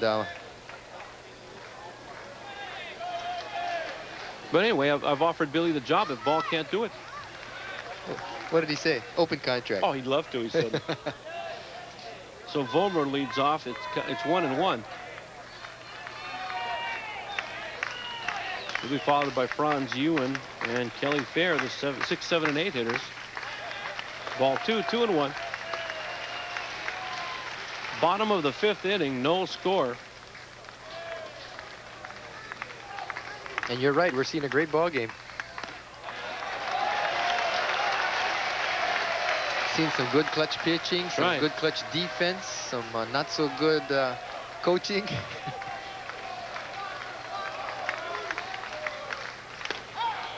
And Navarro responds with a strike. You know, the funny thing about that statement now is, as it turns out right now, you're absolutely right. But what if all this stuff works, right? It's That's the thing 8-0. about baseball. Yeah. A high fly ball to center field. Vineyard comes in and makes the catch. You know, I've talked to Coach Murakami about this years ago. We talked, said, hey, you know, if you make a call and it works, you're a hero. And if it doesn't work, they're going to say, why'd you make the call? I mean, that's just the second-guessing nature of the average human being. And that's what makes baseball so fun, right? You can second guess till you're blue in the face. You know, you can say this and say that. You got time to think. You got time to discuss it. In basketball, it's boom, boom, boom, boom. And here's Franz Ewan.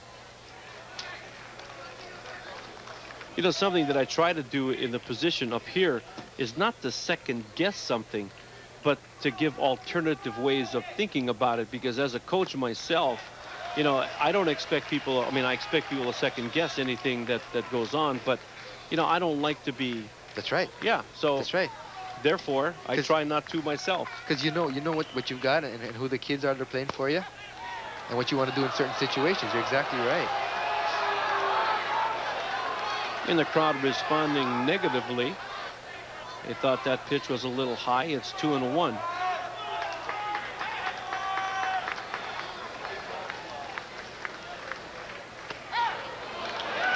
And again, Navarro comes with a strike, 2-2.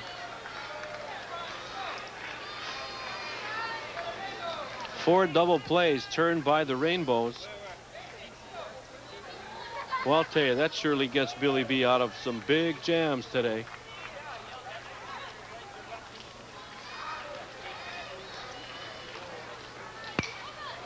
Here's a foul ball. Hawaii Pest Control is proud to introduce the use of TAD dogs in Hawaii. TAD dogs ensure that you have taken every precaution to protect your home from termites. Call Hawaii Pest Control for a free estimate. Tom Nago, president. TAD dogs. That's because the guy who trained the dogs to do this named his dog Tad, and that's why they're called TAD dogs. And he says Ewan went around and gets no argument, but hey, we'll see if he does. You be the umpire at home. Could you do this? Could you umpire? Good call. So two are out, and the batter is Kelly Fair. The second strikeout recorded by Navarro. Line drive to left center field. Quam goes over, makes the catch. Good contact by Kelly Fair, but nothing happens. So 3 up, 3 down for Hawaii. And as we've played 5, there's still no score.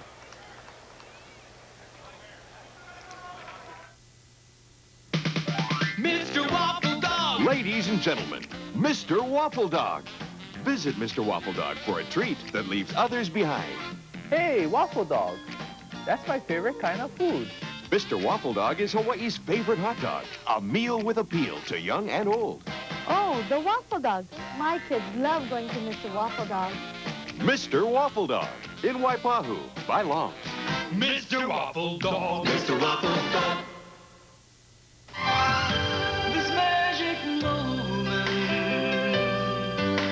so precious, so rare, like no other moment, a moment to share. Magic, magic, magic, magic. 相逢自是有缘，华航以客为尊，中华航空公司。 This KHNL sports presentation is sponsored by Budweiser, the king of beers, who reminds you, friends know when to say when. The loser of this game will play New Mexico, and that loser is sayonara, buddy. He's aloha. So right after this game, stay tuned. That will be game number 3. Hey, what a station, what a crew bringing you all this live. It all started at noon when New Mexico beat BYU 7-3. So BYU is sent home. And this is the winner's bracket game. A good one going here as we enter the top of the 6th inning. Billy Blanchette, the pitcher on the mound, has given up 6 hits, has walked 3, and has hit 1. And his counterpart, Rick Navarro, also pitched 5 complete innings, gave up 4 hits. He struck out 2, and he has walked no one. And you can see that both these guys just come right at you. You know, they don't make a lot of mistakes. Blanchette uncharacteristically has walked 3 batters. Curtis now and Craven creeping up on Vineyard, who tops one foul down the first base side, 0-1.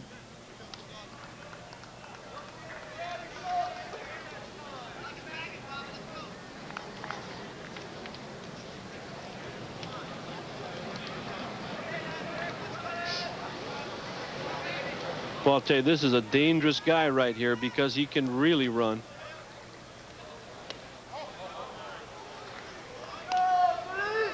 And you can say that guys like Steve Dietz, Derek Vineyard, you know, they hit within their own means. You know, when you use the term hit within yourself or play within yourself, I don't know what that means. I never use that. Oh, yeah? I don't know what that means. It's really hard to determine that or to describe that. But hit within your own means. You know, I mean, what you've been given, you try to excel in. Now, here's a guy that doesn't have a lot of power. Yeah. Pretty good size, but he can run, so he takes advantage of that. Count is 2-1. Swing and a miss. A little bat speed right there exhibited by Vineyard.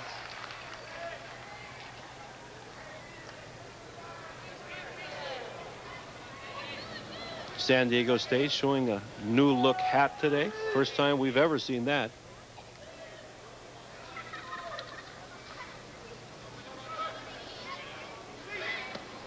Coach Dietz over the years, as the count goes full, really has driven media people crazy because they change numbers on you. They do a bunch of things. You have commented several times that we've seen San Diego State come to this yard for a WAC series. That's ball 4, walk number 4. So the leadoff man is aboard in the top of the 6th inning. And they have their WAC roster. And they come back 2, 3, 4 weeks later for the WAC tournament, and they've got 5 or 6 guys different. Whereas Hawaii, if they make any changes at all, they may have 1 guy, 2 guys. Nope, San Diego State comes with full-scale changes. And here's Brent Ferguson. I'm sure Billy B a little bit upset with himself for walking the leadoff hitter, especially in the personage of Derek Vineyard.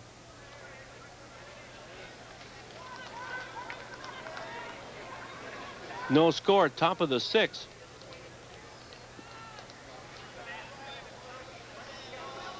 What do you think, Ronnie? We're looking bunt here? I don't know. Yep. I mean, I'm thinking... I know, you're thinking ground ball double play. Just your basic 1-6-3. Your basic 1-6-3 double play number 5. Hey, Billy B takes his people to dinner tonight.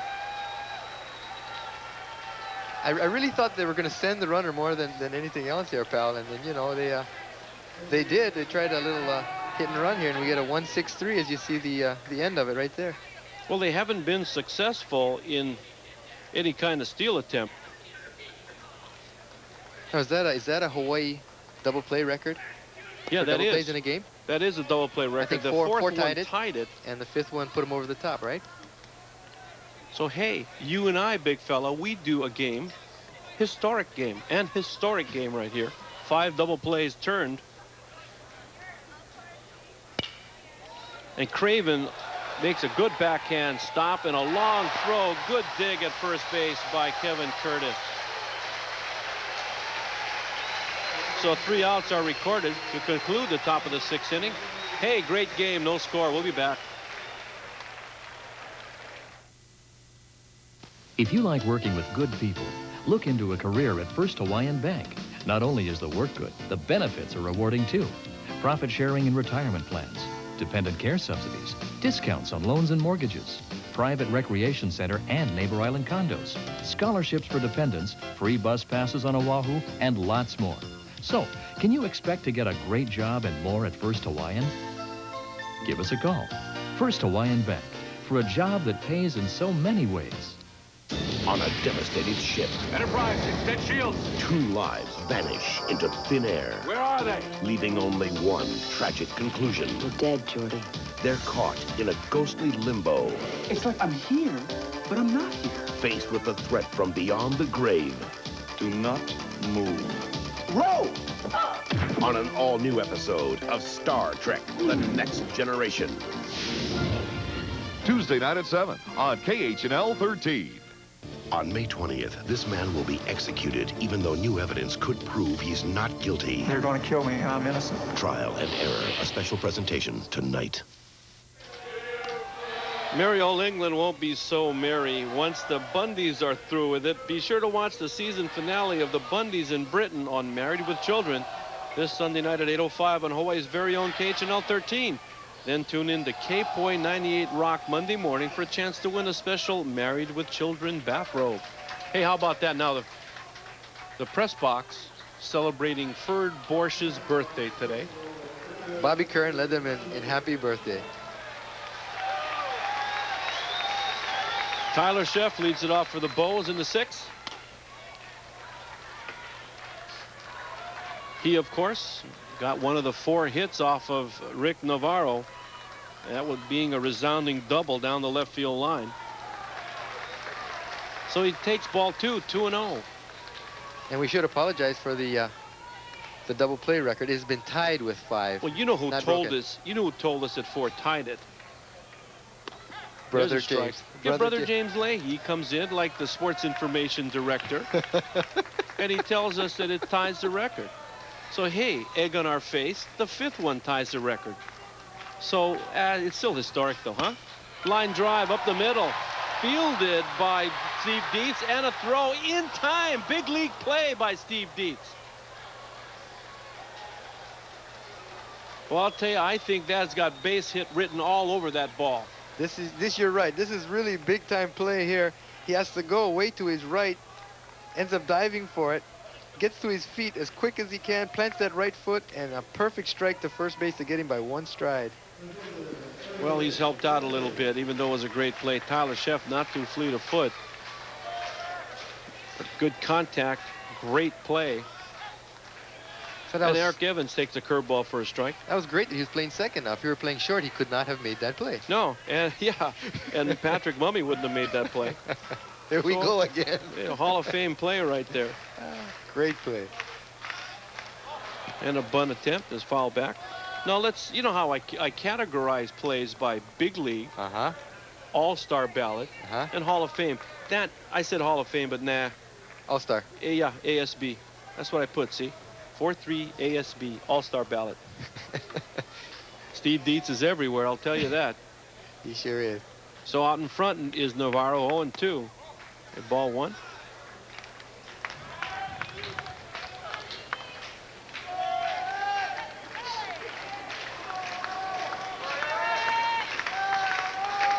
Well, I'll tell you, we've seen some great defensive plays all throughout this game.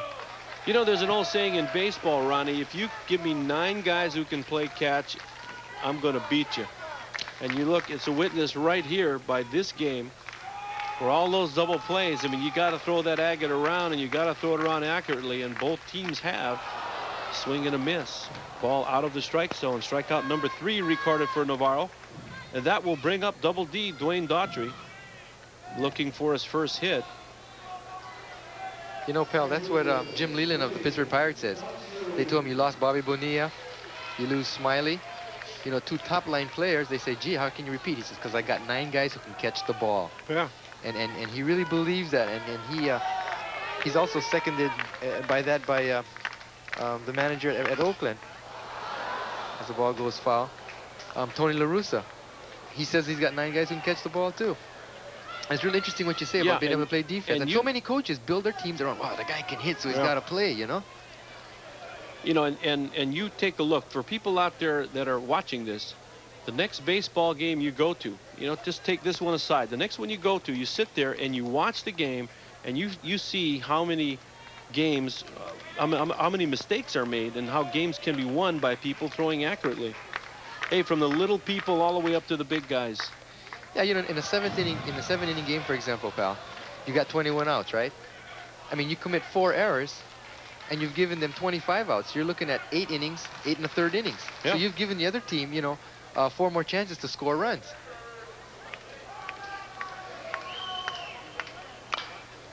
And a ground ball fielded by Enomoto, makes the long throw, and he can't come down with the ball. Brad Gennaro had to leave his feet.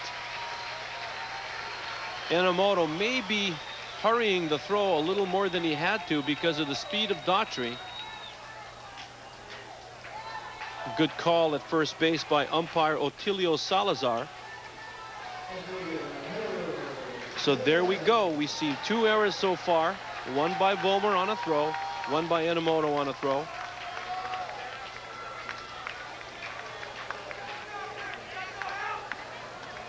And here's Harold Kebab.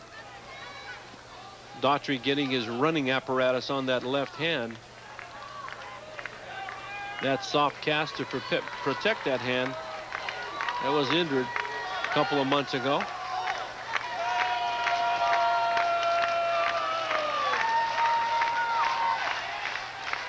Well, that's a junk move.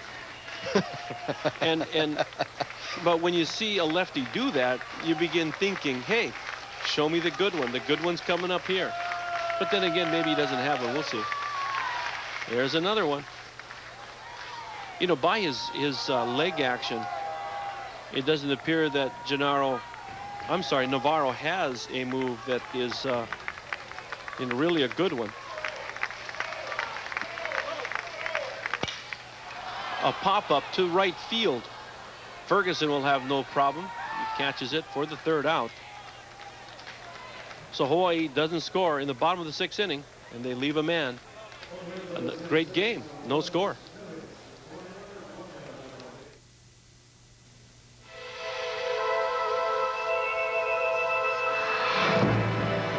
How far can effort and energy take you? How much performance can you get out of a machine? Texaco has the answer in System 3 gasolines. System 3 helps remove harmful engine deposits in all octane grades to improve performance with the energy to run stronger, smoother, cleaner. The energy to go further. Hi, I'm John Lovitz. Join me when I make my return to television, crawling on my belly like a slithering lizard. The Please Watch the John Lovitz Special, live Sunday. The suspect, believed to be armed and dangerous. The police caught in a deadly standoff, and you're on the front line. Cops in Miami, an all-new episode, Saturday. Then, witness real life and death emergencies. A ski competition turns tragic, forcing a bone-chilling rescue at 7,000 feet. Explosions in Mexico bury hundreds alive. Rescuers race against the clock. All true and all new. Experience Code 3 after Cops, Saturday. Later tonight, following our baseball telecast, stay tuned to KHNL for our Super Fox lineup, beginning with America's Most Wanted, Sightings, and then it's Trial and Error. That's all following today's baseball on KHNL Channel 13. The UH record for double plays, 5 versus Arizona State, March 17th, 1991. The NCAA record is 7, Old Dominion versus Western Kentucky in 1985. 7 years ago yesterday. And Miami versus Southern Illinois, March 16th, 1976. So let's go, Bows. Let's tie this record. The NCAA record, I mean. Greg Quam, the 5th hitter in the order, will lead off. He'll be followed by Brad Gennaro and Rick Page. Billy Blanchette gets that breaking pitch over for a strike. 0-1. We're in the top of the 7th inning. No score. Pretty good crowd for a Friday afternoon game. And he throws this one a little bit harder, but that's in the dirt. 1-1. We've been telling you about Hawaii's vinyl supply. Great specials all season long. Well, here's another one. Call this week and ask about their Beat the Heat special. 40% off any siding, gutter, or window installation. But you got to call this week. Ask for Bulla at Hawaii Vinyl Supply. There's a hard hit ball right at Kelly Fair, who bobbles and throws in time to get Greg Quam.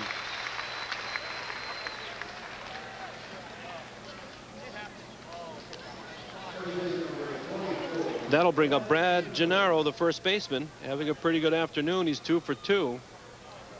But he's been on the front and back end of 2 of those double plays.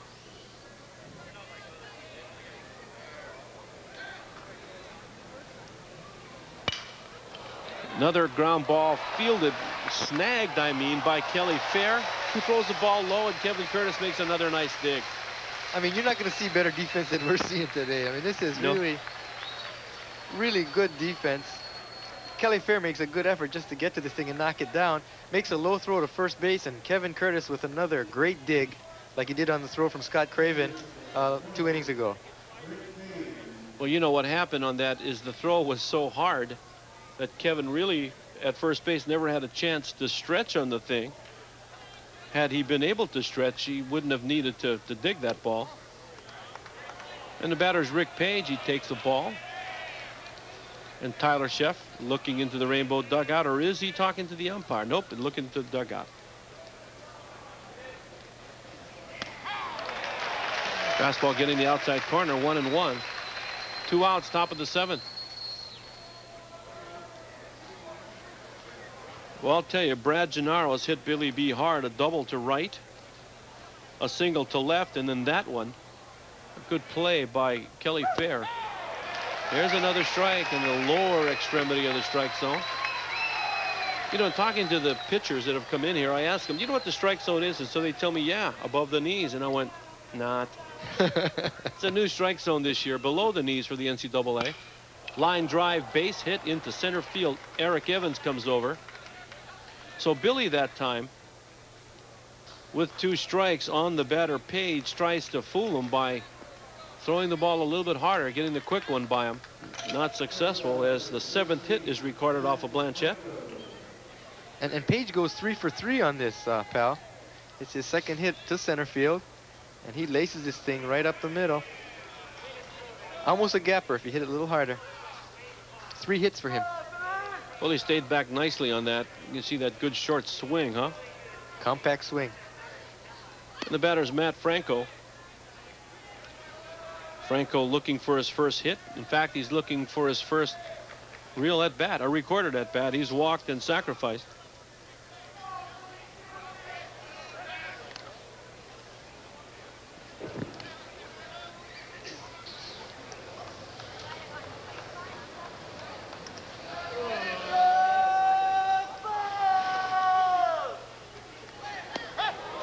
And a changeup curveball gets over for a strike, 1-1.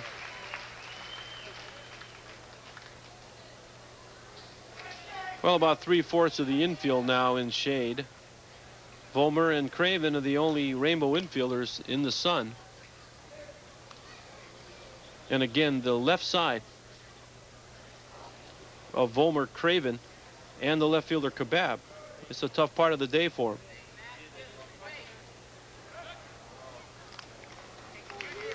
And earlier in the game, it almost looked like they needed to turn on the lights. It was getting kind of dark and overcast. And now it's just brilliant sunshine. Well, this is not exactly, you might not call this a pitcher's duel, with the Aztecs recording 7 hits and the Bulls 4. But it sure is a defensive struggle. Some great defensive plays as Blanchette pours that strike in, 1-2. Franco, the shortstop, batting in the 8th spot.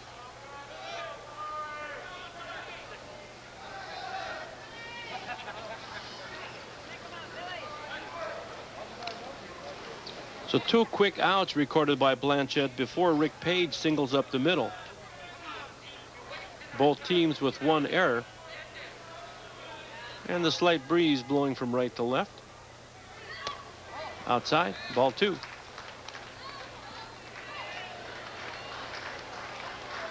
And this is the Western Athletic Conference tournament. Now, next year, Ronnie, it's going to be in Fresno State, or at Fresno State.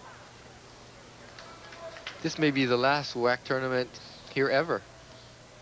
Never say never, but, you know, like Jimmy was saying, that they're changing the economics of the NC2A in the 90s, and it may be very expensive for, you know, 6 teams to come here, or 4 teams. I think a regional is definitely out. We won't get into that, though. No. We could spend the whole day talking about that. No, it just upsets me that that happened to Hawaii, let alone the fact that only one West Regional is being held. Ground ball to Kevin Curtis from his knees. He feels it and beats the runner at first base to retire the side. So San Diego State gets one base hit and they leave a man.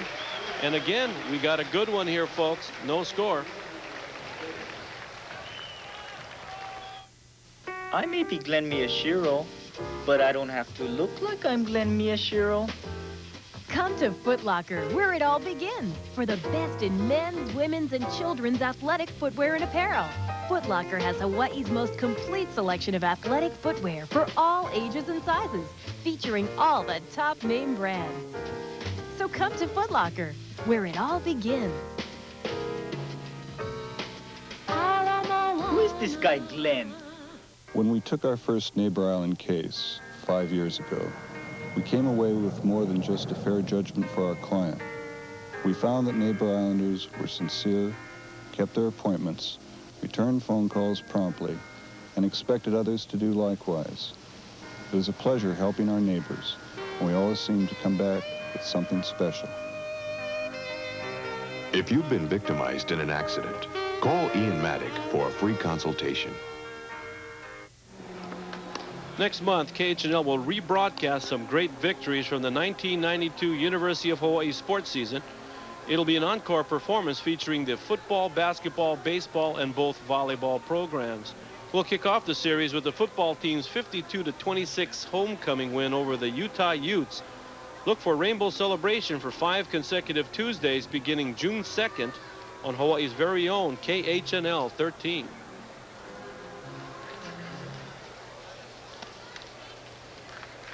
A player from each team will be honored at the end of today's game. GTE Hawaiian Tel will go beyond the call and contribute to the General Scholarship Fund of the University of Hawaii. We're in the bottom of the 7th inning. Kevin Curtis, Scott Craven, and Randy Vollmer will be the hitters. The 4, 5, and 6 batsmen in the Rainbow order. Around Nomura over there conferring near the third base box with Coach Les Murakami. This when the wheels begin to turn. Now you get Curtis on, they'll probably pinch run for him, that kind of stuff. But you know what's really funny? I mean, he may not be a great base runner, but Kevin Curtis is not a slow person. Especially if he gets a hit of steam up. I would imagine he could go from first to third once he gets it going. Well, the guy looks like a tight end. Yeah. Curveball misses outside. Sorry, pal, and it's scary to think that you'd think of a guy like Cal Ripken, play shortstop in Baltimore, who's 6'4" and 225 and plays shortstop. He's bigger than Kevin Curtis. He's my idol. He's incredible. My favorite player. Yep. Ground ball to the right. Franco makes a long throw, not in time. Kevin Curtis, huh? And there's that blazing speed that you talked about, buddy. You know, he's like a 4.4 to first base, Ronnie, which is just 1/10 below the major league average. But not many people, they look at him and say, hey, slow guy, but he can run pretty good. Or pretty well, I should say. Pretty well. Be a good outside linebacker. Hit number 5 for Hawaii. Scotty Craven's the batter. And the wheels start to turn now, pal, as you said. Yep. Yeah, I think we're looking bunt here as Craven squares off. And he bunts the ball, fielded by Navarro, who wheels and turns to first base for the out. Sack is successful as Kevin Curtis is moved into scoring position.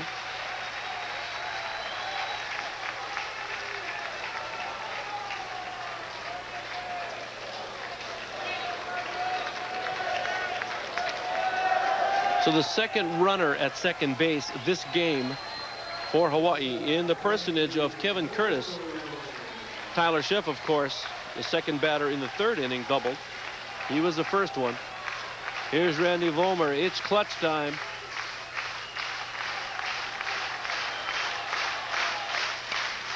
And a ground ball. He calls it foul. Incredibly, Ronnie, he calls it foul. I couldn't believe that. Maybe he thought he was facing the wrong way, huh? Now, my first reaction without seeing the ball is that it is a fair ball. He calls this. Look at this. Look at this. Oh, it's fair. It goes over the bag. It goes over the bag. Fair. Fair ball. Fair ball. Oh, wow. I mean, that is the theft of the century there. Oh, what do you think? I mean, it's a ground ball, right? It's a ground ball. It goes over the bag fair, and then it goes foul territory. Fair ball. That's a line drive. It's something else. Oh, my. That's right. It's a ground ball, pal, and that's the difference right there. A line drive, of course, it's foul. That's right. Well, it's 0-1 to Vollmer. Pop up to the right side. Ferguson comes in. Curtis tags.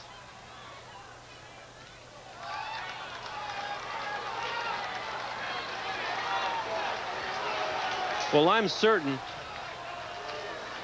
we can see this again. We're going to get a pinch hitter in the meantime. Corey Ishigo will come in and bat for Franz Ewan.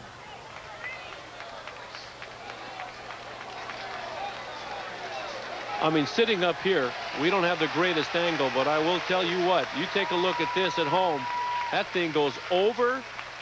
It's a ground ball, and then it goes foul. Yes, it does go foul, but it goes over the bag fair ball. That's right. And here comes Coach Dietz making his first visit of the day.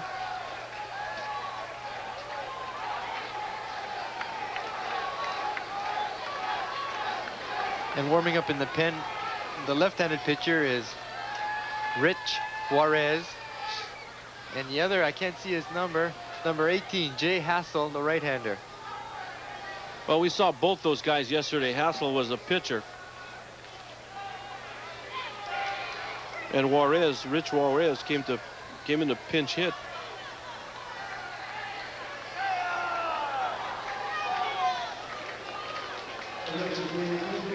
Now, pal, let's explain that call again, not to replay history, but it's that third base umpire's call all the way.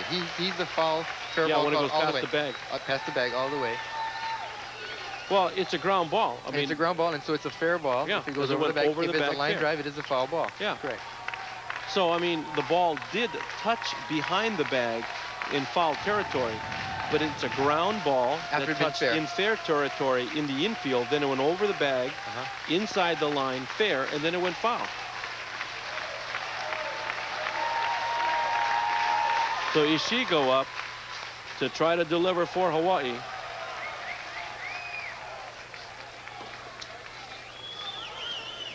Last night against New Mexico, Ishigo 3 for 3. But that was from the left side. Now he's batting righty. And he hits the ball to the shortstop, Franco, who makes the accurate throw to record the out. So even though they get a man as far as second base, Hawaii comes up empty. And after 7, we got a no-score game.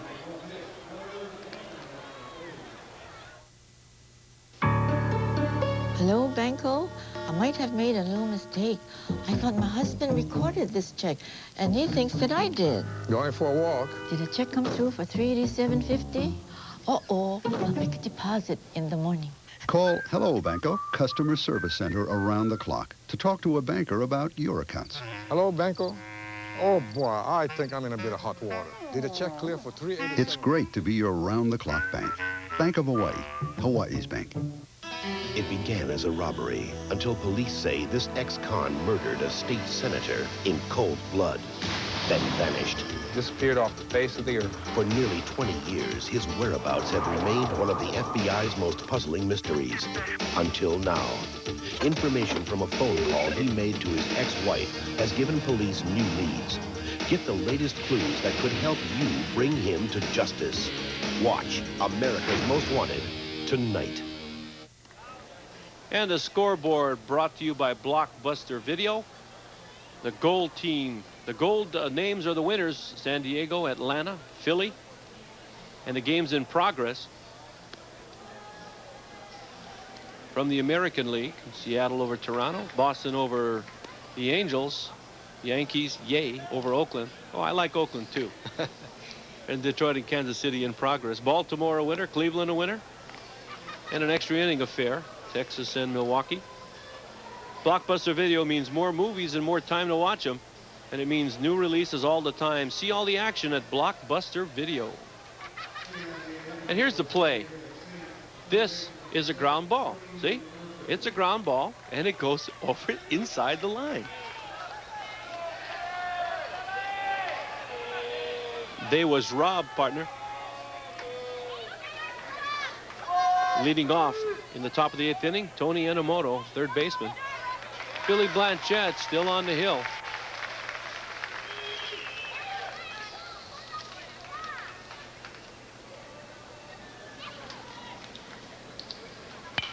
A ground ball. Craven goes to his left, makes a nice stop, and throws him out at first base. Subway is home of some of the most delicious sub sandwiches anywhere. Just smell the aroma of fresh baked bread and have a sub made with all your favorite meats, veggies, and tasty fixings piled high. It's fresh food for the healthy appetite only at Subway. You must be hungry. Nah, not really. Just sounds good, huh? Just sounds good. Gee, that's a diet tip. Sounds good? Sounds good. Eat it. Here's a leadoff hitter, Steve Dietz. Good looking curveball. Down in the zone, 0-1.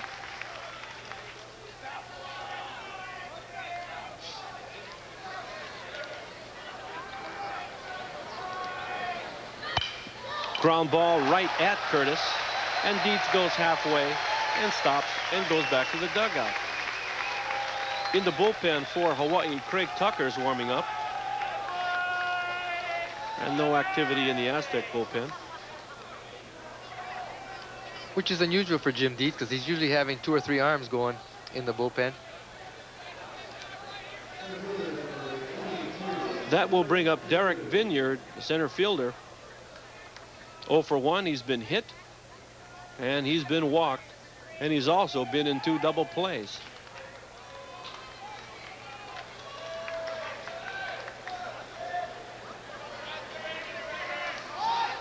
And he takes a strike.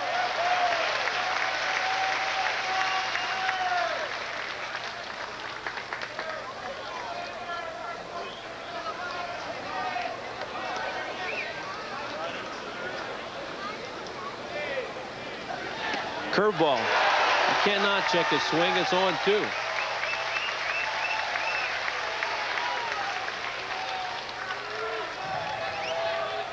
You know, I'll tell you what, Ronnie, this is going to sound very biased, and, you know, I might admit that it is.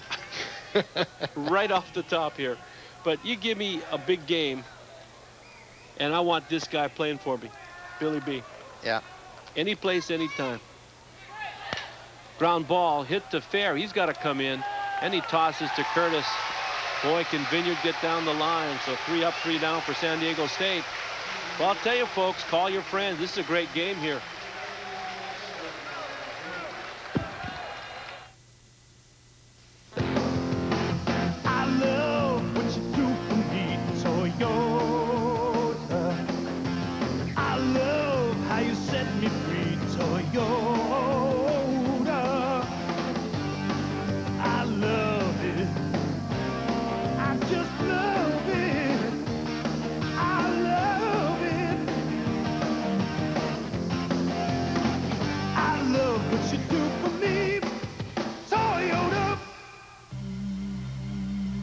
It's the ancient sport of sumo, and for the first time in its storied and colorful history, a foreign-born gladiator stands poised to ascend to the title of Yokozuna. Follow Hawaii's very own Saliva'a Tisanoi, also known as Kunishiki, as he follows his dream in the 1992 Tokyo Grand Sumo Tournament. Tonight at the special time of 11:35 and continuing through May 25th, exclusively on Hawaii's very own KHNL, Channel 13. KHNL is making plans to follow the baseball Bows in their quest to Omaha, Nebraska, site of the College World Series. So whichever region Hawaii is sent to, KHNL is planning to be there to broadcast each and every Rainbow game live. Stay tuned to Channel 13 for more details on the exact dates and times. You think even if they don't win the tournament, they go to regional? the Bows? Well, I think they should, Ronnie. I mean, gee, they've been in the top 20 all year, even got as high as number 5. And you're going to tell me they're 48 teams better than 47 teams better than Hawaii? No, I think they should. I mean, their guarantee if they win the tournament. Leading off is Kelly Fair. And he takes a strike on the outside corner. Fair will be followed by Sheff and Evans, the 9-1 hitters in the order. We're right at crunch time here. Bottom of the 8th inning, no score. Fair last time lined out to the left fielder Quam, hit that ball right on the button.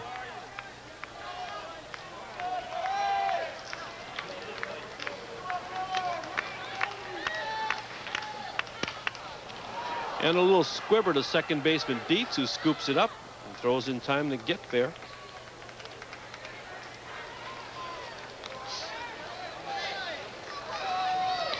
You can see right now the reason Rick Navarro is 9-0 on the year. I mean, he stays with it. He's not an imposing figure. He's 5'11", 180 pounds, but he's a savvy veteran, a senior. Again, another one of the Billy Blanchette types. Gives you this and that, you know. He stays with you all the time. Tyler Sheff takes one up high, ball 1. Do you like him as a pro? Well, he's the kind of guy that probably doesn't meet minimum standards as a pitcher, you know, velocity-wise, like Billy. But he's got that good curveball, as you just witnessed, 1-1.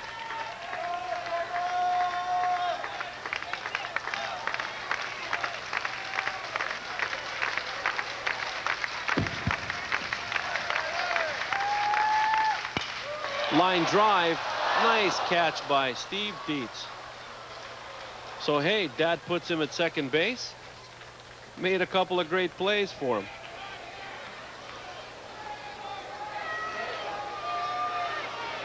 You see what I mean, Ronnie? I mean, it works out for him. That's right.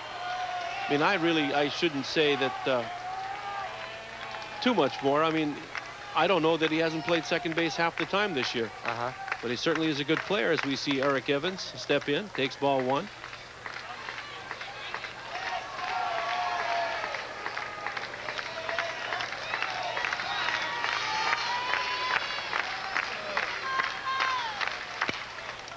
And a ground ball hit to Enomoto. Makes the throw to get Evans. 3 up, 3 down for Hawaii. So 8 innings have been put in the books. And we still have no score.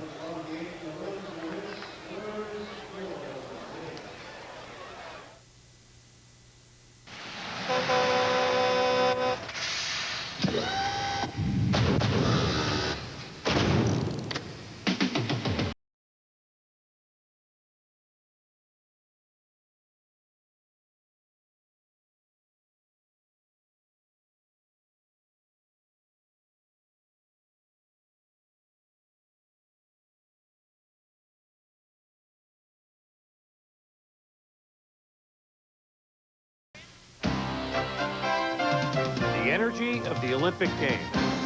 Texaco has captured it on a special videotape. Profiles of Olympic athletes who demonstrated the strength to endure and the energy to go further. This collector's tape is just $4.99 with a fill-up of System 3 gasoline. And it comes with a coupon for a free 2-liter bottle of Coca-Cola Classic or Diet Coke. Good on your next visit.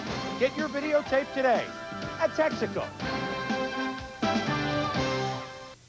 Steve Martin nudges his nose into the number 2 spot on the KHNL movie television countdown in the crazy love story, Roxanne.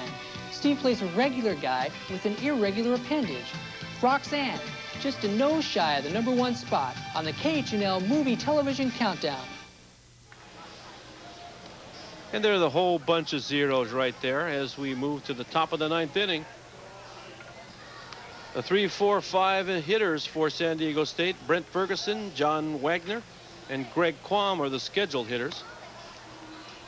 And there's a couple of Lobos up there waiting to take on the loser in the next contest. Of course, we will be right here with you. Billy B still on the hill,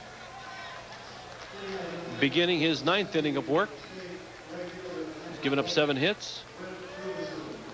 5 hits for Hawaii. Both teams committing one error. Ferguson, the right fielder, is 0 for 3.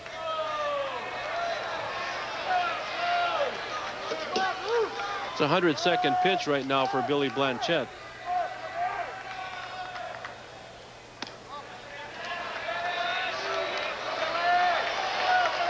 It's 2-0.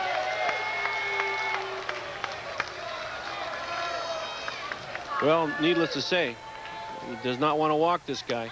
And he throws a strike. 2-1.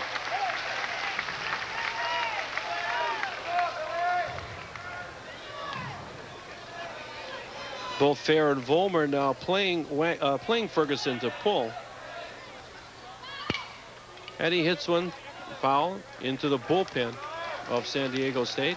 And the count is even at 2.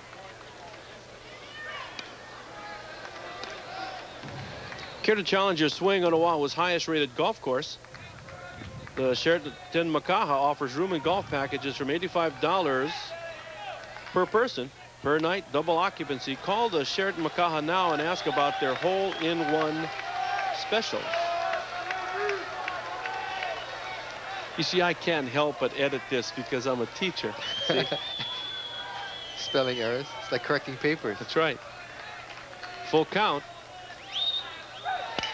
And a ball is hit to Kelly Fair, a high hopper. He's got to get rid of it. And no! It looked to me that he got him at first base.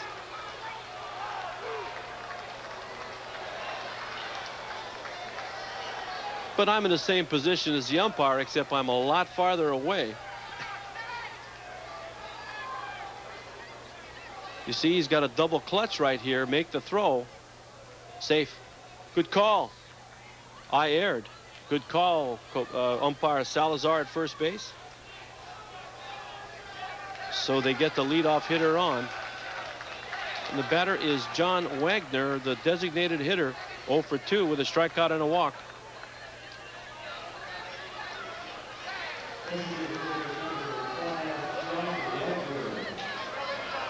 Hit number 8. Now that pitch was out of the strike zone. That's ball 4. So we'll see how Coach Dietz plays it. Does he play it by the book where you square off and you bunt him?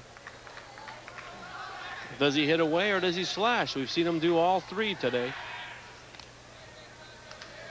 And Billy's going to make him think about it for a while. He's going to play catch with Kevin Curtis.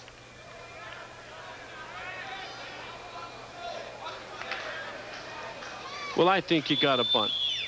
Plain old sacrifice. Ball 1.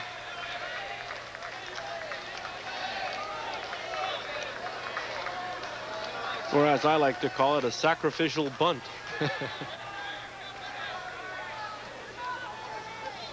Well, you have to, because Hawaii's going to come up in the bottom of the ninth. They're the home team, so you've got to get that guy out of a forced situation. I think there's nothing else you could give that at second base, that ground ball, but a hit. But if Kelly Fair didn't double clutch, now it may be because Curtis was off the bag and wasn't ready. And there's a bunt attempt foul. 1-1. It almost looked like, Pal, that he was just kind of looking for the handle on that thing, too, that he just couldn't come up clean with it. Boy, an excellent call at first base. Yeah.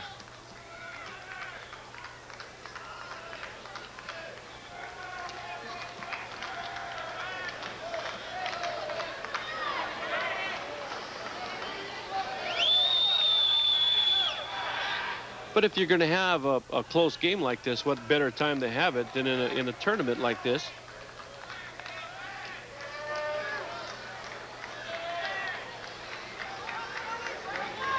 And if I am in a game like this personally, I enjoy very much being the home team. That pitch is up high. 2-1. Craig Tucker now really getting hot in the Rainbow bullpen.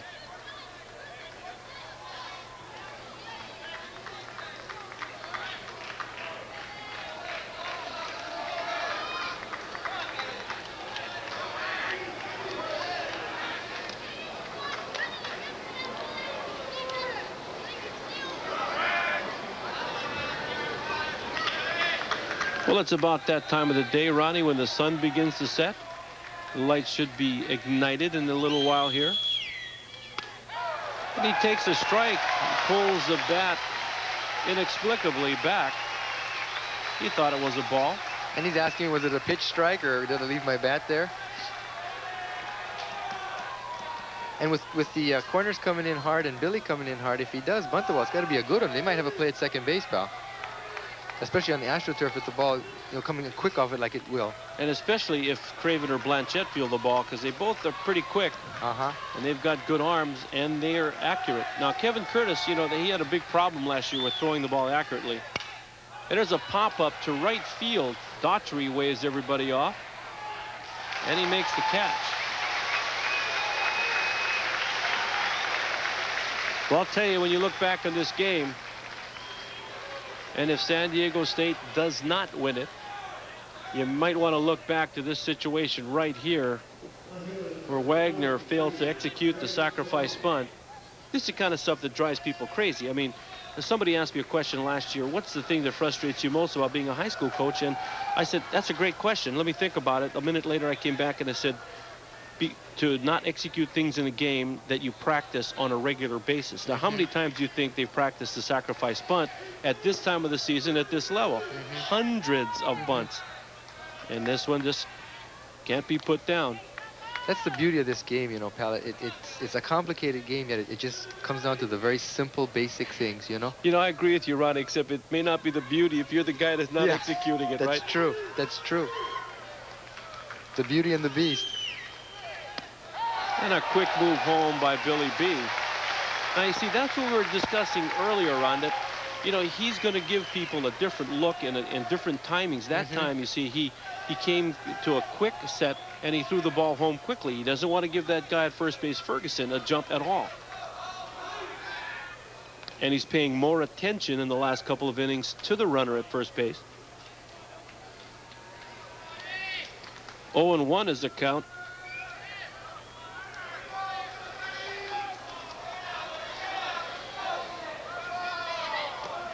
Blocked in the dirt by a chef. Well done.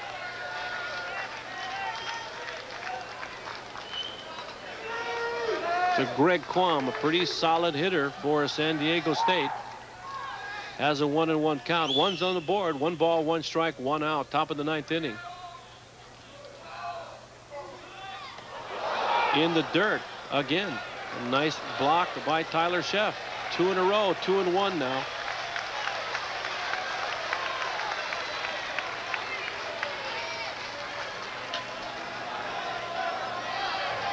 There have been so many good defensive plays, pal, in this game that almost becomes a redundancy to talk about it. But, I'm going to talk about it because, let me tell you, a pass ball in this situation, makes up for that ineffective attempt at a sacrifice, A simple thing such as that. That's a trade-off, right? Right there. Yep.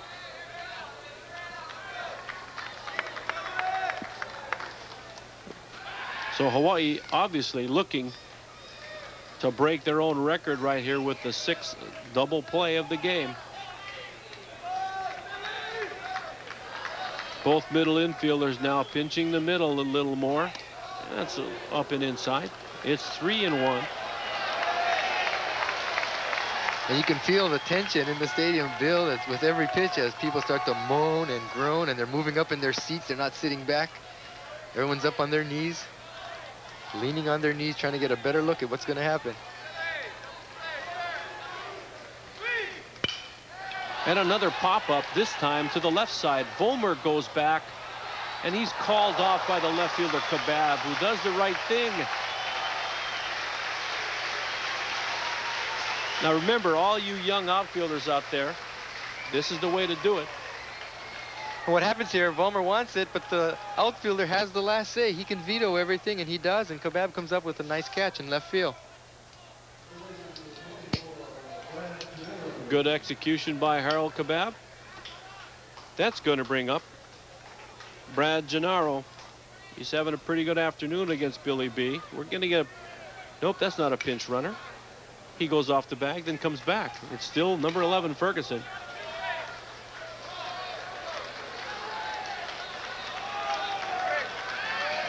So 2 are out. Gennaro, 2 for 3, but all 3 times he's hit the ball hard.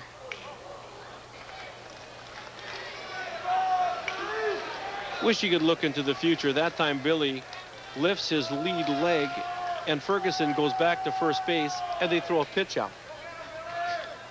Wish you could tell they're not going to go on these things. There's ball 2.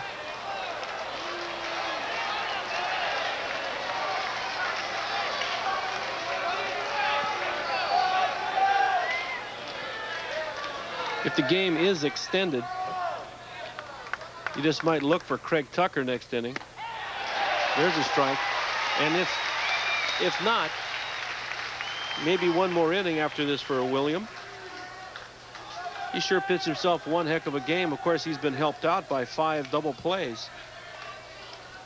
And we must give credit to the San Diego State pitcher, Rick Navarro, who's also pitching a good game. Both pitchers not giving up any runs. 8 hits now for San Diego State and 5 for Hawaii. In the dirt.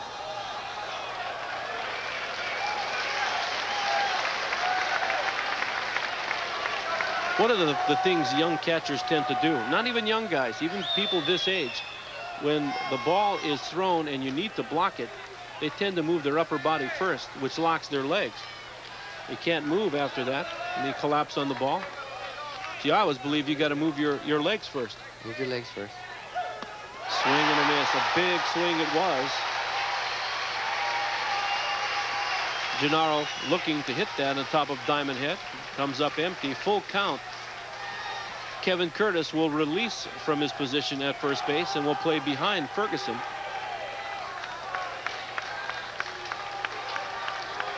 And Billy is looking in his bag of tricks right here. He needs a big pitch right here. And he gets it on the outside corner with the fastball. That is the first strikeout by William Blanchette this afternoon. We head to the bottom of the 9th. Again, call your friends. This is a wonderful game. It's fun.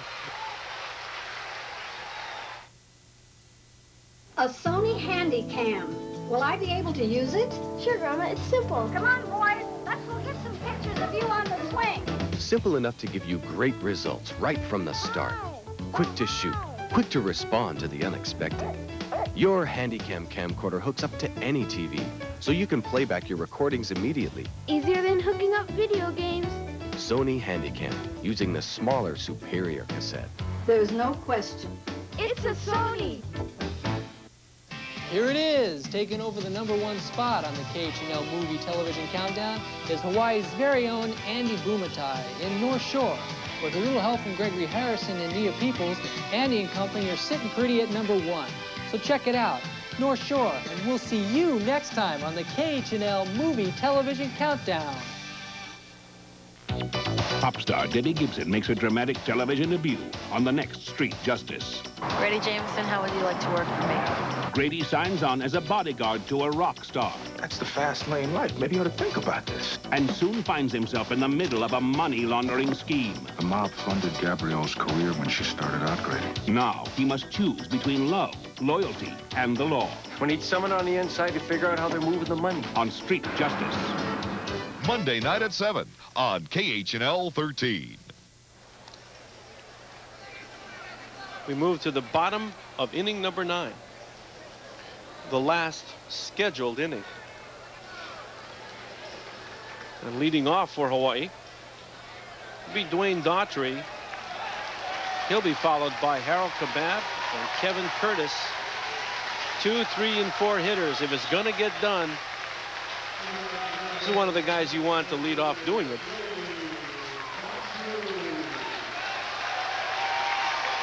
Rick Navarro, the pitcher, has pitched a good game for San Diego State.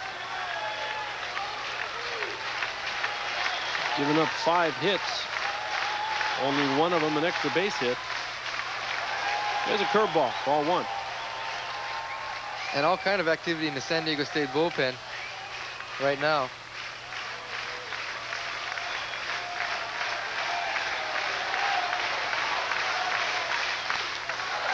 Ball 2. Well, the crowd's into it now. Clapping, cheering. And the take sign is on. Absolutely. And being the 9-0 pitcher he is, He throws Navarro the strike. comes in for a strike.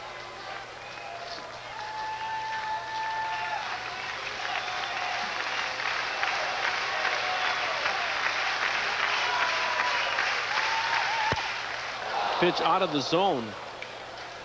Ball 3 is hit foul to make the count even, 2-2. But you know what, Ron? Double D's been doing this all year. Right. That's right. You know, a notorious bad ball hitter. That's right. And a successful bad ball hitter. The Jose Lean. That's right. Of the Rainbows.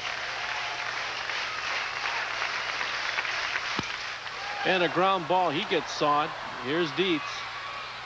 Over to Gennaro for the first out.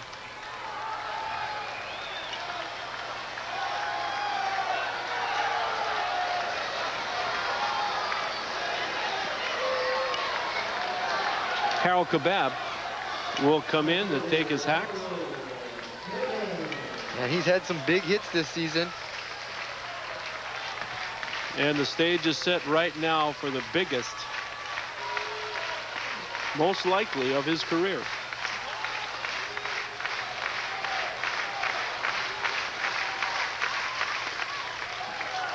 You know, if I'm coaching or playing in the Intermountain region and I'm on defense right now, I'm awfully tentative at this point of the game.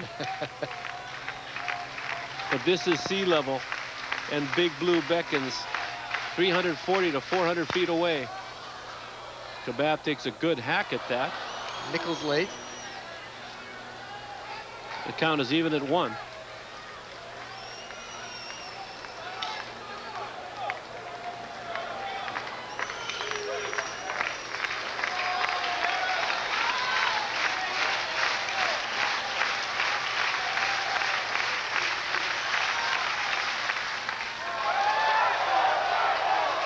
It's 2-1. Hawaii hasn't had a base runner since the 7th inning when Curtis led off with a single. They had another base runner in the 6th and another in the 4th. But pretty much they've been scattered out.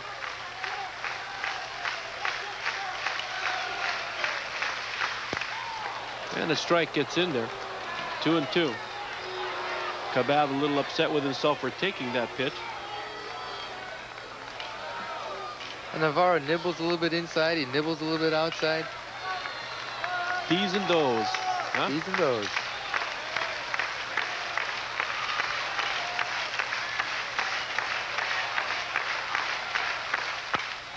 And there's a line drive to left field. But with the sunglasses down, Quam makes the catch. Kebab hit that one right on the nose. So it comes down to Kevin Curtis.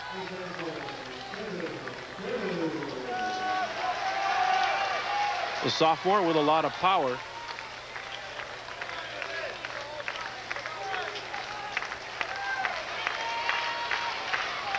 The right fielder Ferguson now playing shallow, and he's been moved to right center field.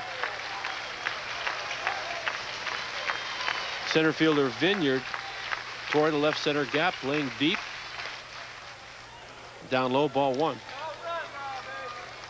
So that might tip their hat too, pal, that they may want to pitch him inside. Make him try and pull the ball. Or they feel that he just can't go the other way with it. High fly to right center field. Ferguson comes over. And we head to extra innings. We shall return.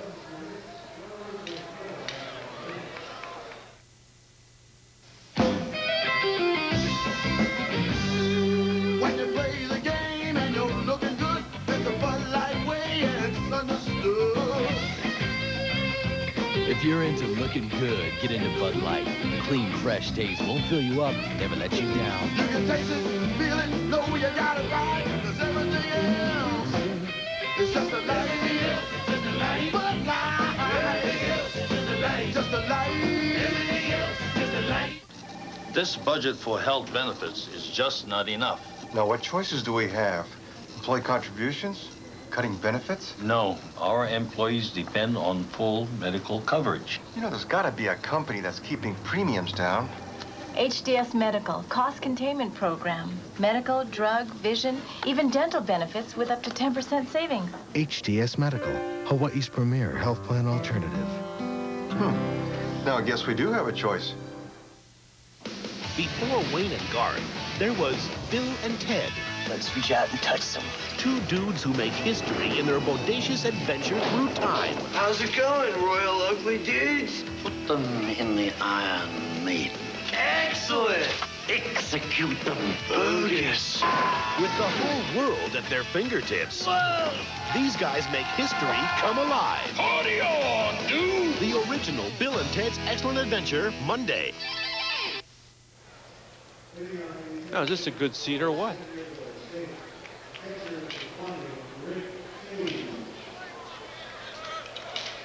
He's up on the hill behind Double D.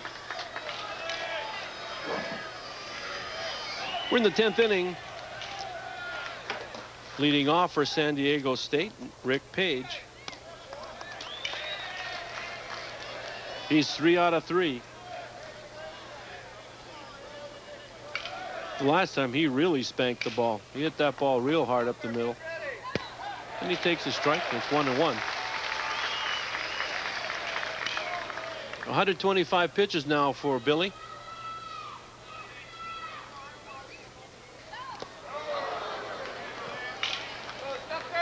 And one of the things to watch for in the last couple of innings, he's not gotten that pitch over for a strike regularly. And I'm sure that has not gone unnoticed by Coach Murakami.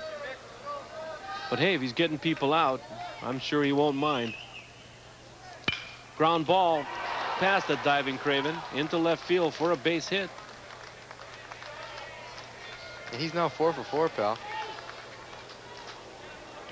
There's some pitchers that when you face, you know you own them. And I think Page feels that way about Billy. He's gotten 2 hits to left field and 2 hits up the middle to center, so he's seeing the ball well. So we get another opportunity to see how Coach Dietz will play this as Matt Franco comes in. He turns around like he's going to bunt. He takes a ball. Billy not too pleased with that call.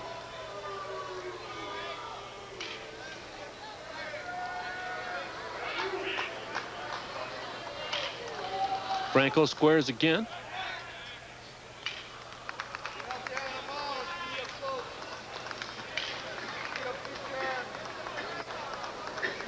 You know, the other thing about the way Coach Dietz manages a game, he's very difficult to defense because you just never know. At any given time, you know, he may sacrifice here. On this pitch, he's just liable to send the runner. You have to stay in the game when you play with him. Yeah. He's always got something up his sleeve. Well, not real predictable. And there's ball 3.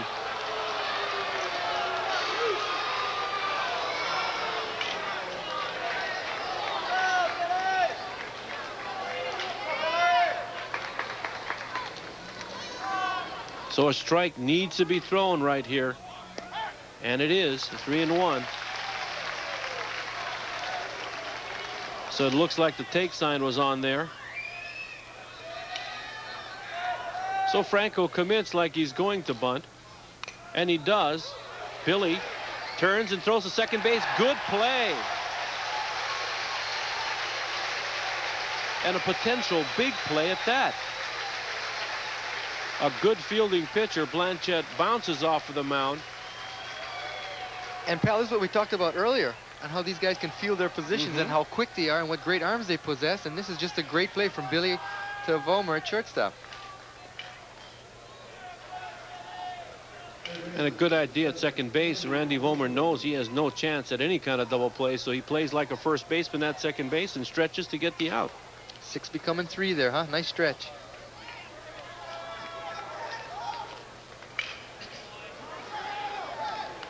And here's Tony Enomoto.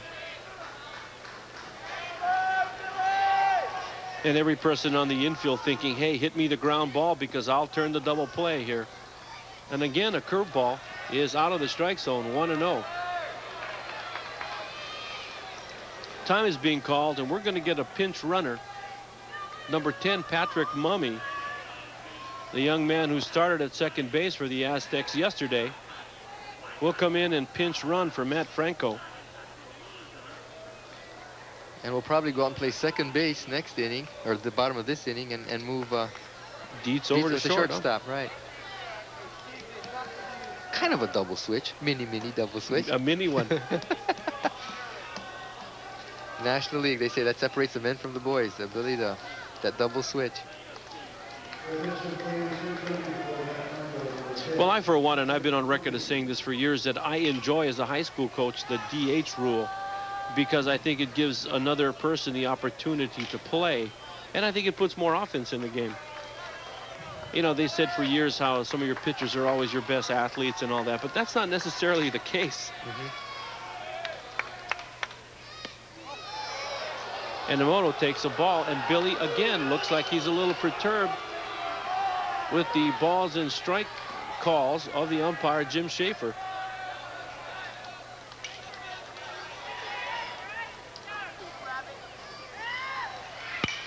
Fly ball to right field. Daughtry goes back to the line, makes the catch, turns and throws. The runner is tagged up from first, going to second, and he's out at second base. Another double play. Double play number 6. And that is the record. The record. That is the record. That is number 6, and that is the record. Big play. Another big play. We're going to the bottom of the 10th, sport fans. Don't go away.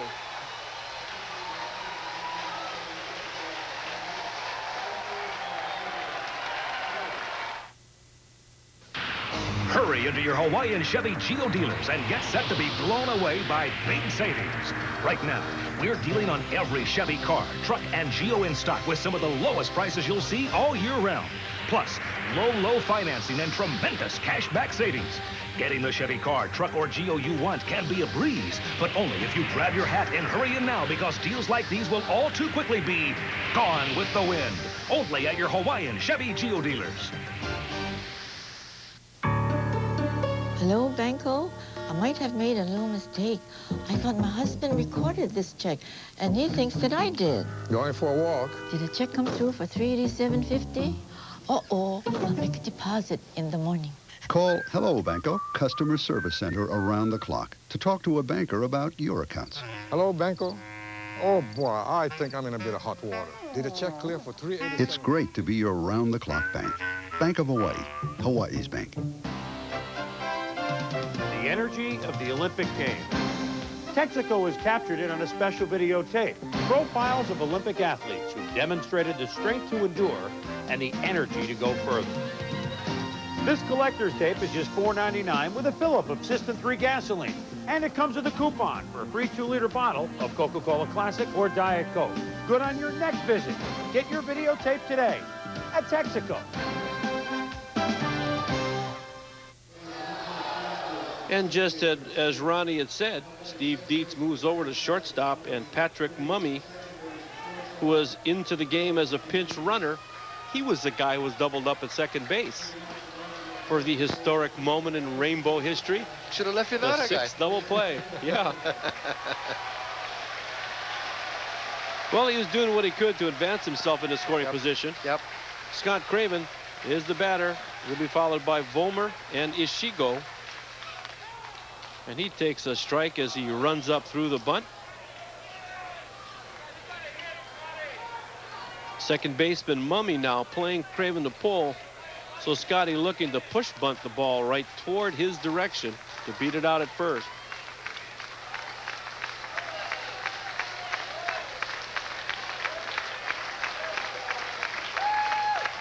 Ground ball fielded by Navarro. And the toss to record the out.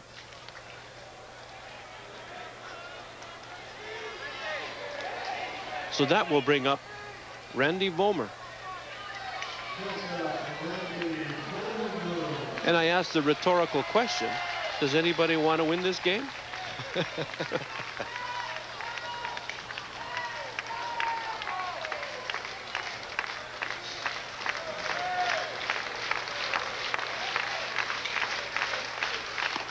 A curveball. Hey, what a game by both pitchers, huh? Great game. Billy B giving up 9 hits so far, and Navarro 5. And there's a strike. He's been living on the outside corner. And then all of a sudden, he'll come in and try to saw somebody right under the hands.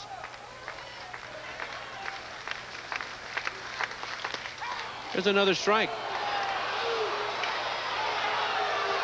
And I think the crowd's booing at the fact that they don't seem to be giving Billy that same pitch that they're giving Navarro. And that's all anybody ever asks is consistency. That's right. As a general rule, umpires will give the pitcher the outside part of the plate, meaning that he will allow 1 ball, maybe 2, off of the corner and call that a strike. And he'll give the inside corner to the batter.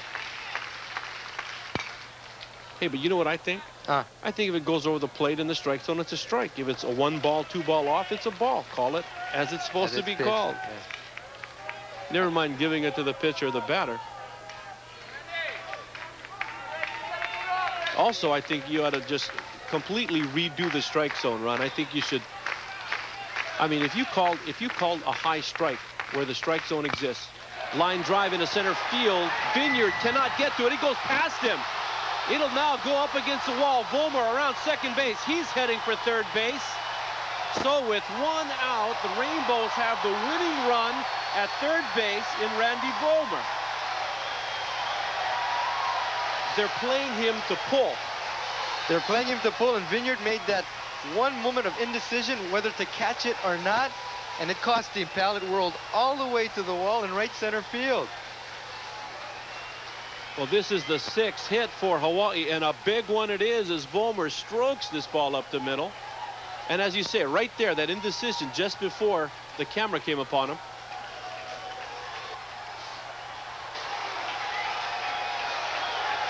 Are the Bows happy? Huh? Look at Billy B just sitting there thinking, all right. And Daughtry saying, bring him home, bring him home. Hey, now, what do you do here? Now, what you do? Do you walk the next 2 guys, pal, to load them up? Well, you gotta. You gotta. You really gotta. Yeah, you have to do it. Here comes Coach Dietz. He's going to talk to him about it. So Navarro has thrown 117 pitches. I think you have to walk him here, Ronnie, because the one run that will beat you is at third base. That's right. Everybody else doesn't count. So it really doesn't matter. No, and you give yourself a chance if you put the force on. The only problem is, you see, for him, now you walk Ishigo, you walk Fair, you get to Tyler Sheff. Now Sheff has hit the ball hard 3 times. Yeah. Okay, he's doubled to left field. He's hit the ball hard up the middle. Remember that all-star ballot play by Steve Dietz, and then he's lined out again to Dietz. So the only consideration is, do you face Tyler Sheff with 1 out? Now, slow guy, it's a ground ball. You know, it's a better chance for double play. But I think you have to do it. You have to do it, yeah. And Coach Les could counter with pinch hitting Tyler Sheff, because he's still got Kenny Harrison. Come in with someone who's a good bunter that's on the bench, might be thinking squeeze even with 1 out. You never know. Well, they're going to play the infield in. They're going to play the outfield in. I mean, Ferguson, we've seen second baseman play as deep as Ferguson is in right field. Here's Ishigo. Hey, big call for both coaches. Does Coach Murakami put on the squeeze here? You know why I say no? It's too obvious. Yes. It's too obvious. Not on the first pitch. Squeeze. Not on the first pitch. They're going to walk him.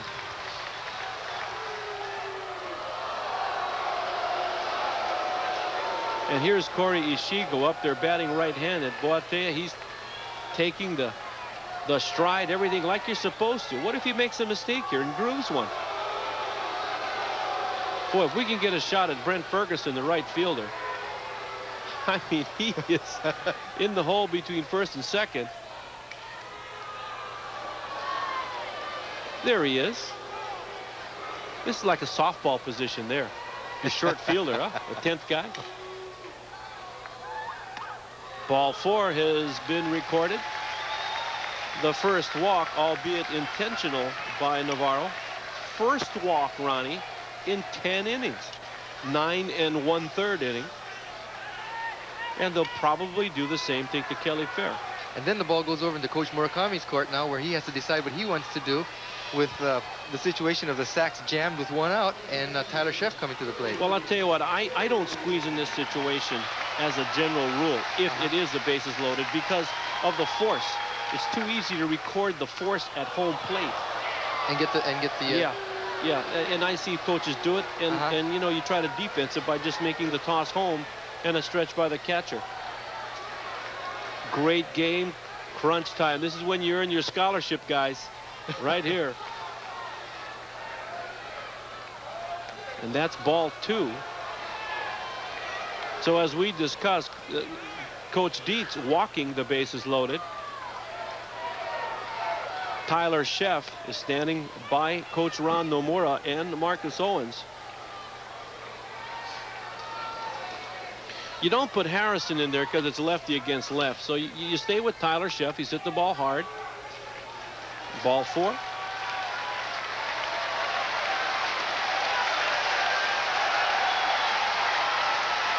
And if you swing away here, pal, you have to be very careful of line drives because the double play could be real easy with everybody pulled up and all the holes covered up. Absolutely, you've got to really right, protect about that, especially at third base. Well, especially at third base. This is where all the practice time has come in. See, during your batting practice, if these guys, you know, hey, any line drive, you hold your ground right now. You do not try to advance even one step. And Ferguson's asking in right field, what do I do? He's got his hands out. He doesn't know if he wants to come in or go back. He's looking to the dugout, and I guess he stays in. Well, the outfielders are in. The infielders up the middle are playing double play, and Tyler Sheff as a batter takes ball 1. Now, again, here's the danger of doing this. You see, you have 8 pitches out of the strike zone, and you see this happen before, time and time again. And he responds with a strike. It's 1-1. You know, if Tyler Sheff could really run, those middle infielders are not playing where they are now. They're playing in double play position right here. Right. And there's a fastball driven back to the backstop. So it's 1 ball and 2 strikes.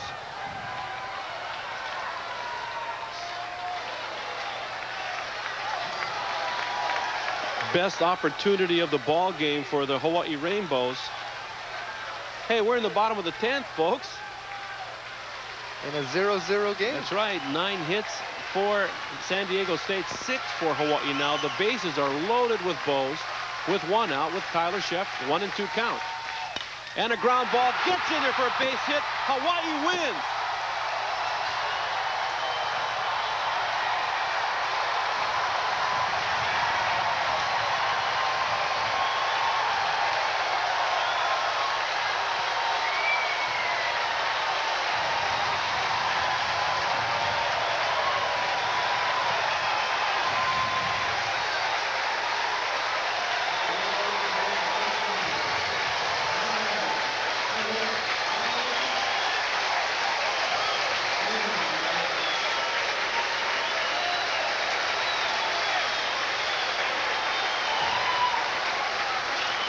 Tyler Sheff, with the bases loaded, comes through with the biggest hit of his Rainbow career as he drives in the winning run. We'll be back after these messages.